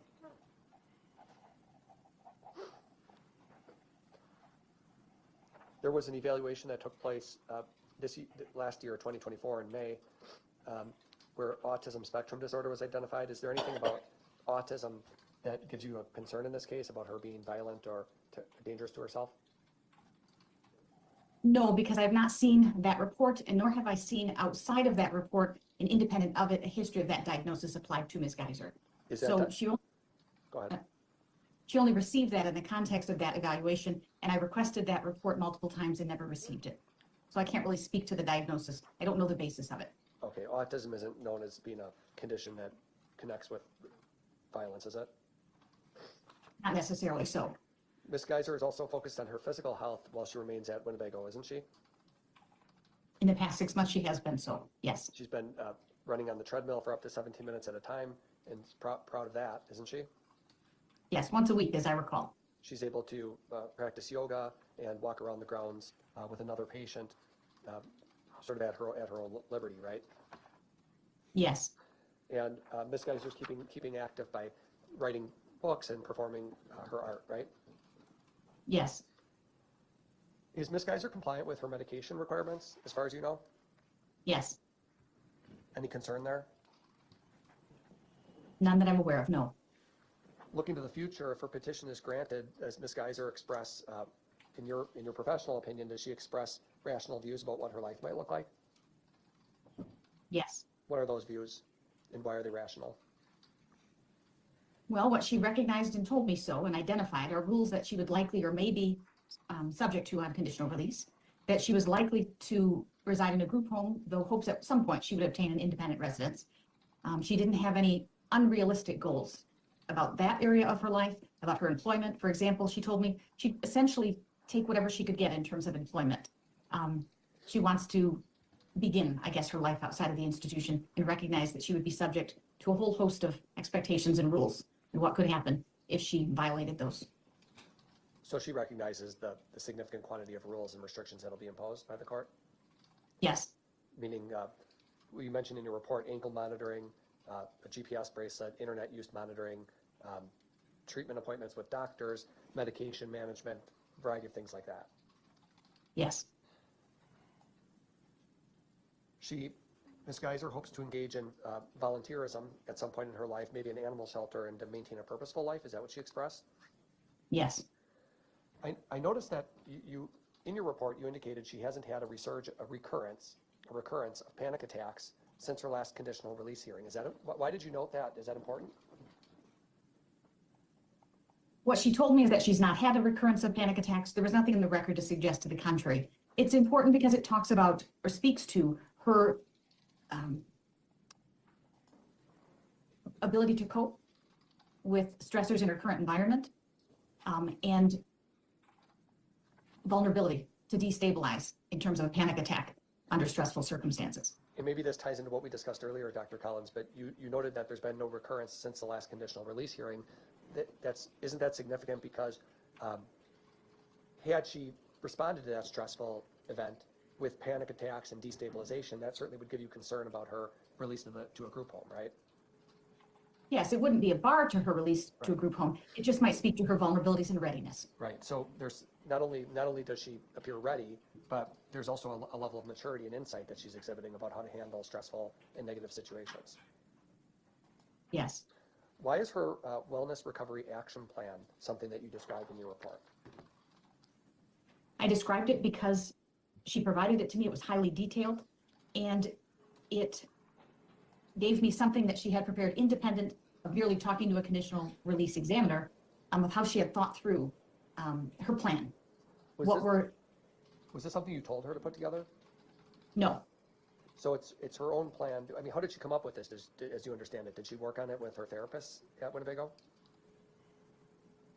I'm not exactly sure. Sometimes it's with the social worker that an individual comes up with it. Sometimes, and it may be the case in Ms. Geyser's, I simply don't know, a person is advanced enough that they can work on that with a reasonable degree of independence and generate it themselves. This was not the first version of a wellness recovery action plan that Ms. Geyser had developed. I'm going to read a sentence to you and just ask you for your reaction to this. I want to make a positive impact on the world around me. I acknowledge and understand the gravity of my past actions. Nothing will undo what I did to get here. I can only try in the present and future to do better things.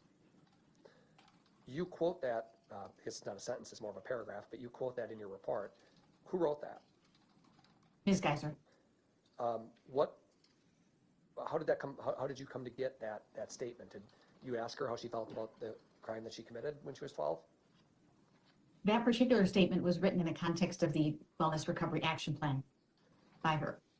Do you feel that statement is significant in a way? Is that why you quote it verbatim in your report? Yes. What's significant about it?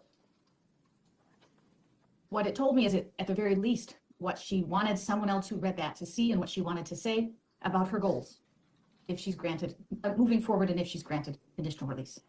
What about the sentence that she acknowledges and understands the gravity of her past actions? Is that important?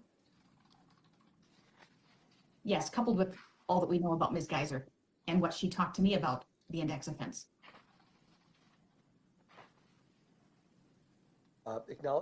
Morgan continued in that, I believe in that meeting with you to acknowledge the harm that she caused to the victim.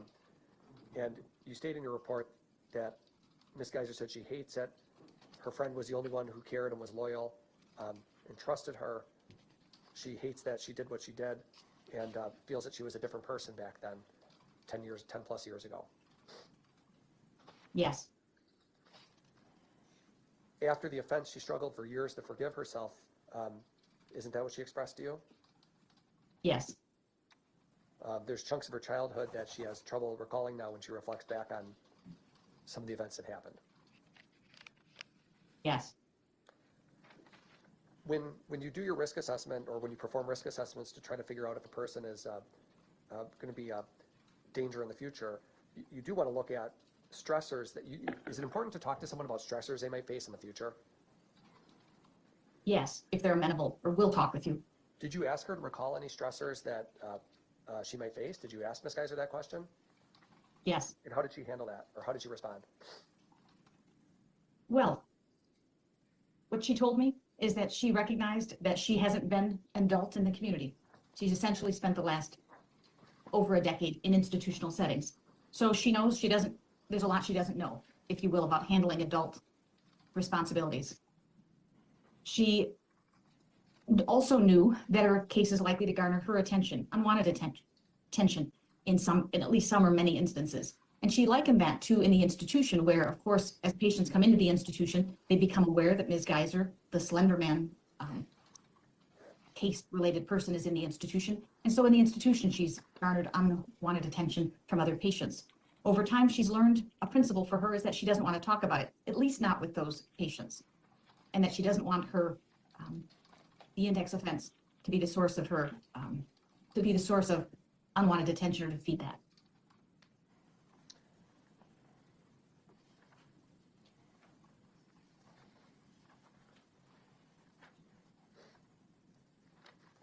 You performed the HCR 20 examination on Ms. Geyser?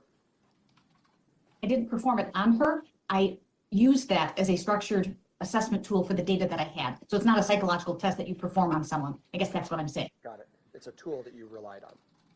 Yes. She met the full criteria for 7 items and did not meet criteria for 7 factors, right? That's only on the historical factors. And then there were clinical factors and risk management factors to consider as well? Yes. What's the bottom line conclusion when you consider that? The bottom line conclusion is that essentially most of that was unchanged from 6 months ago. Okay.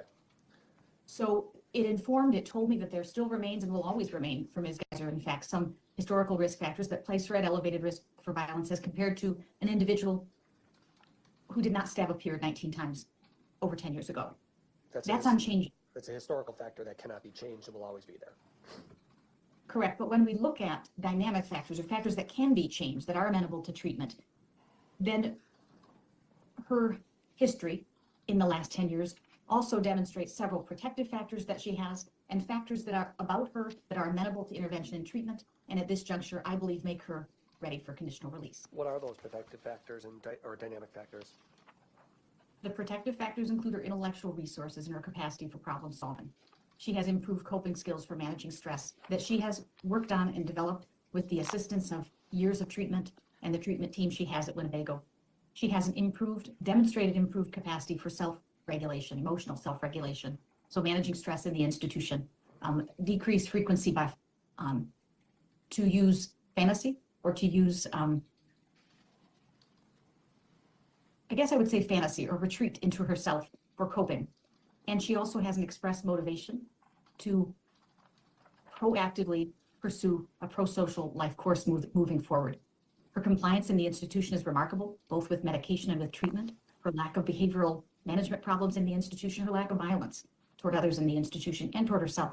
Those all bode well for her readiness for conditional release at this time. And you were close last time. Last time you noted that although you didn't support release, you did indicate that Ms. Geyser's readiness should follow, and you said in the coming months, assuming she maintains her current level of psychiatric stability, among other things, right? Yes. And so what you were flagging for the court or anticipating was if Ms. Geyser continues on the stable, positive, coherent track that she's on, it would be appropriate to grant conditional release. That she would become appropriate for that. Right, she would become an appropriate candidate for that. Yes. And that the court should then grant it. That's your opinion. The court should grant it. Well, I would never tell the court what the court should do, but I believe that the facts favor and support That's a better way of putting Ms. it. Geyser's petition for conditional release. Now, your report is based on the totality of the information, and you conclude that there's not support for the conclusion that if she's conditionally released, she would pose a significant risk of harm to herself or others, or serious property damage, right? Yes. You noted her continued successful engagement in the community, which we've already discussed, right? Yes. Increased employment and absence of any overt signs of psychosis. Yes. You would agree that from a psychiatric or from a psychological perspective, she's very much stable and has been so for quite some time. Yes. That there's no acts of violence whatsoever towards people at the institution, despite there being a number of overt mentally ill patients there. Yes. Now, you talked about DHS in your report on page 36, and you also mentioned at the very beginning of your testimony that your agency is contracted through DHS, right? Not in the capacity I conducted this evaluation, but only exclusively for competency to stand trial evaluations. Okay, but sure, but you have familiarity with DHS. Yes. And if Judge Boren permits conditional release, your recommendation is that there be a carefully crafted plan by DHS and submitted to the court for approval, right? Yes. And at the bottom of page 36, you list all the things that you would look to, that you would expect as part of that report. Do you have any changes to that, or does that all remain the same? That remains the same, and I would anticipate that there would be more expectations. I was merely outlining broadly some of those, but likely to be more. Okay. Do you have, in your professional career, have you ever worked with a team on a conditional release plan? Is that something that you've done before? No, that's not my role. Got it. How many of these types of reports do you estimate you've done in your career, meaning conditional release reports? Hundreds. Ms. Geyser has spent her adolescent years and early adulthood living in an institutional setting. What are the negatives? Yeah. What are the, certainly there's some positives because she's received institutional treatment and medication and close supervision. What are the negatives of continued placement inside an institutional setting for someone like Ms. Geyser?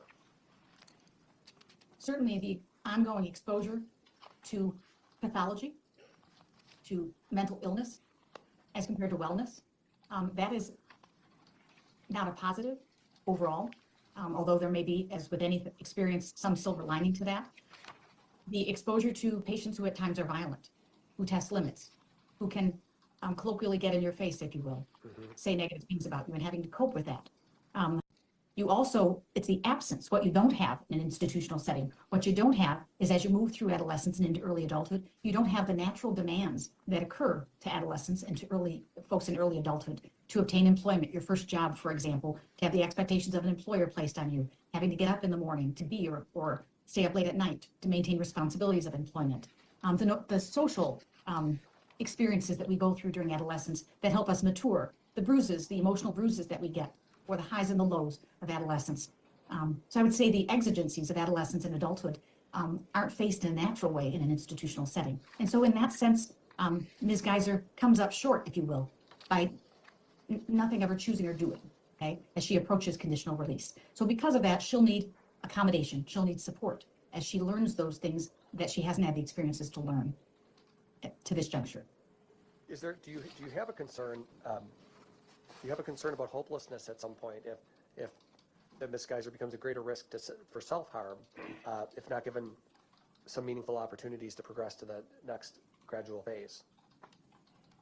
I would say I would have that concern for Ms. Geyser or for anyone in similar circumstances, that there is that potential if they remain locked in a certain place and space and have no power to effect change. There is a risk of hopelessness. And you identified some of the negatives of remaining at Winnebago, but that's not because it's Winnebago, it's more because it's an institutional setting. That's the concern at this point, right? Correct. I mean, nothing negative or pejorative about Winnebago in particular. But these things like the emotional bruising and the natural demands of an employer and being exposed to pathology and mental illness inside a facility, these are all real concerns that that weighed in your judgment when you were preparing this report, right? I would say I'm aware of those concerns, and if asked about them, I can name those. But my focus for the evaluation was really on that legal standard.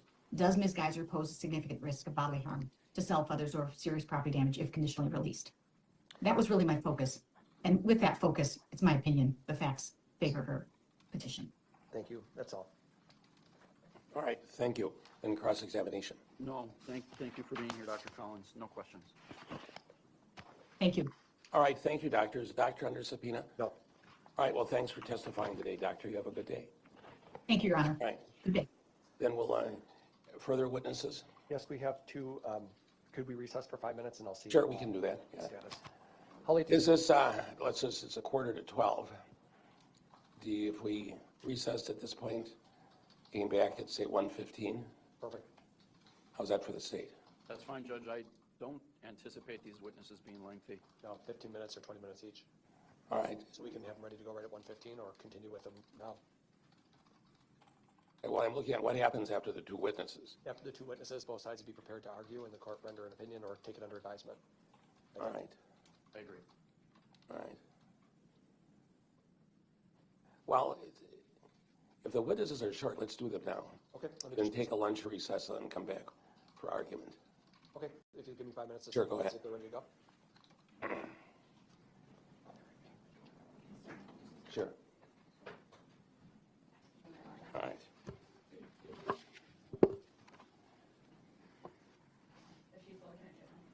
Ms. Purnell, are you there? You're muted, so you have to unmute. All right, can you hear the court? Yes, I can. Can you hear me? I can now see you and hear you. Thank you. Great. So you're being called as a witness today. So I'm going to ask you to stand if you can, raise your right hand, and our clerk will swear you in. Do you swear that the testimony you're about to give in this matter before the court should be the truth, the whole truth, and nothing but the truth, so help you God? I do. All right, thank you. You may be seated. Then state your full name and spell your last name. My first name is Jennifer. My last name is Parnell, P-A-R-N-E-L-L. All right, thank you, Ms. Purnell. And then Attorney Cotton. Yes, 1 minute, please.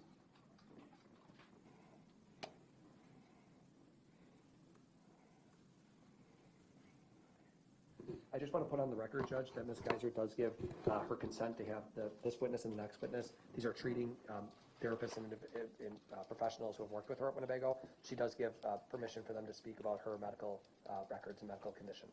All right, thank you. Is that true, ma'am? All right, thank you. Good morning, Ms. Parnell. Good morning. Can you just start by telling the court what your role has been in this? Do you know Morgan Geyser? Yes, I am her, I was her treating psychiatric provider at Winnebago Mental Health from April of 2024 until November of 2024. And what was your role with Ms. Geyser from April to November of 2024? I'm a board certified psychiatric physician assistant, so I was her primary psychiatric provider. So you're not a doctor, but you're a physician assistant, is that correct? That's correct. And you were providing services for Ms. Geyser during that time? That's correct. Madam Clerk, am I able to share my screen with this witness or no? Through Zoom, you would have to log into Zoom. Let me just see if it works. Let me ask. So, Ms. Parnell, did you author a letter from November 7th, 2024 for Judge Boren? Do you remember? Yes. And I don't suppose you have a copy of that letter sitting in front of you right now, do you? I do not. Okay. I'll ask you about some of the information in that letter, and you just let me know if it's accurate, okay? Yes. So back in November, November 7th, 2024, we have a letter that was mailed to Judge Boren from Jennifer Parnell, PAC provider. Is that you? That's me. And you remember authoring that letter? Yes. It's about Ms. Geyser. Yes, that's correct. Why did you write that letter, just if you remember? Those letters are when a patient petitions for conditional release. It is standard practice that we give diagnoses, medications, kind of where they're at in their phases, how they've been doing in the institution. Each time that they petition for conditional release, we send that to the court. It's not to offer an opinion, but it's more of a factual letter. You're not here, right? You're not in a position to offer an opinion. You're just a fact witness to talk about Ms. Geyser specifically, right? That's correct. Is it accurate to say that as of November of 20, and now you're no longer with Winnebago, right? You've left and moved to Florida for That's correct. family reasons, right? That's correct. But you still have your licensing and your certifications here in Wisconsin. Yes. Now, Ms. Geyser, her treatment consisted, as of November, just a couple months ago, her treatment consisted of groups to address mental health issues in education. Correct. And she has worked on coping skill building, individual therapy, leisure activities, and vocational training. Is that fair to say? That's correct. You described her attendance and participation in treatment and work groups as 100% group attendance rate. Yes. Is that something you witnessed, or are you just describing what others have witnessed? It's been told to me by her people that facilitate the groups. They keep a running tab of that because it can affect those phases. And Morgan has been described as a cooperative participant in treatment groups. Correct. She's the pre-integration phase. It sounds like there's 4 separate categories that a person can be placed in. That's correct. There's orientation, engagement, maintenance, and pre-integration, which is the highest phase. She has full liberty and supervised off and on ground privileges. She has full courtyard liberty. She has supervised on and off grounds. She has full escorted liberty, different things like microwave use, VIP room, order out privileges. She has the highest level of privileges that you can earn at Winnebago. She's demonstrated an adherence to hospital rules and had no security holds for a number of years. Is that fair to say? That's correct. Now, I want to talk about what comes next, because you indicated in your report or your letter, that if the court does grant conditional release, DHS recommends that Morgan be returned to WMHI for a conditional release plan to be developed with a Department of Corrections agent. Is that correct? That's correct. What does that look like in practice? You worked at Winnebago. How does that unfold? So what happens is, and we can't do it until the patient has been granted conditional release, because we don't want to do a bunch of planning and using the resources, and then have the patient get denied.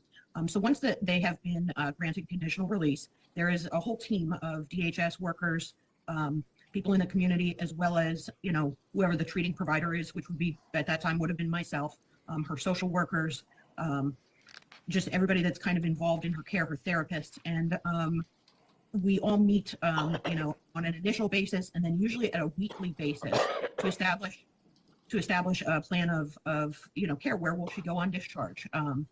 What we do then is we talk about, in Morgan's case, it would be, placing her in a supervised group home, setting her up with therapists, setting her up with outpatient psychiatrists. At that point, she's introduced to her case manager in the community, who will be the one, doing supervision. There's a very lengthy process. And you said that process of finding the group home and determining the specifics does not begin until the court approves conditional release. That's correct. And once the court does, then the team works with the DHS and Department of Corrections to put a more finer point on all the details. That's correct. And then submitting that plan back to the court for His Honor's approval. Correct. And you know that because you've been employed at Winnebago and experienced that firsthand, right? I've been part of those teams in the past. Those are all my questions. Cross-examination. No, thank you, Judge. All right, is Ms. Purnell under subpoena? No, Your Honor. Okay, well, Ms. Purnell, thanks for being here today. Well, thank you very much. Enjoy Florida. Thank you. Have a good day. Yeah, have a good day as well. Further witnesses? Yes, Lisa Portman. Do we have her on yet, Jessica? No. Just have a couple minutes on that, please. Sure, go ahead.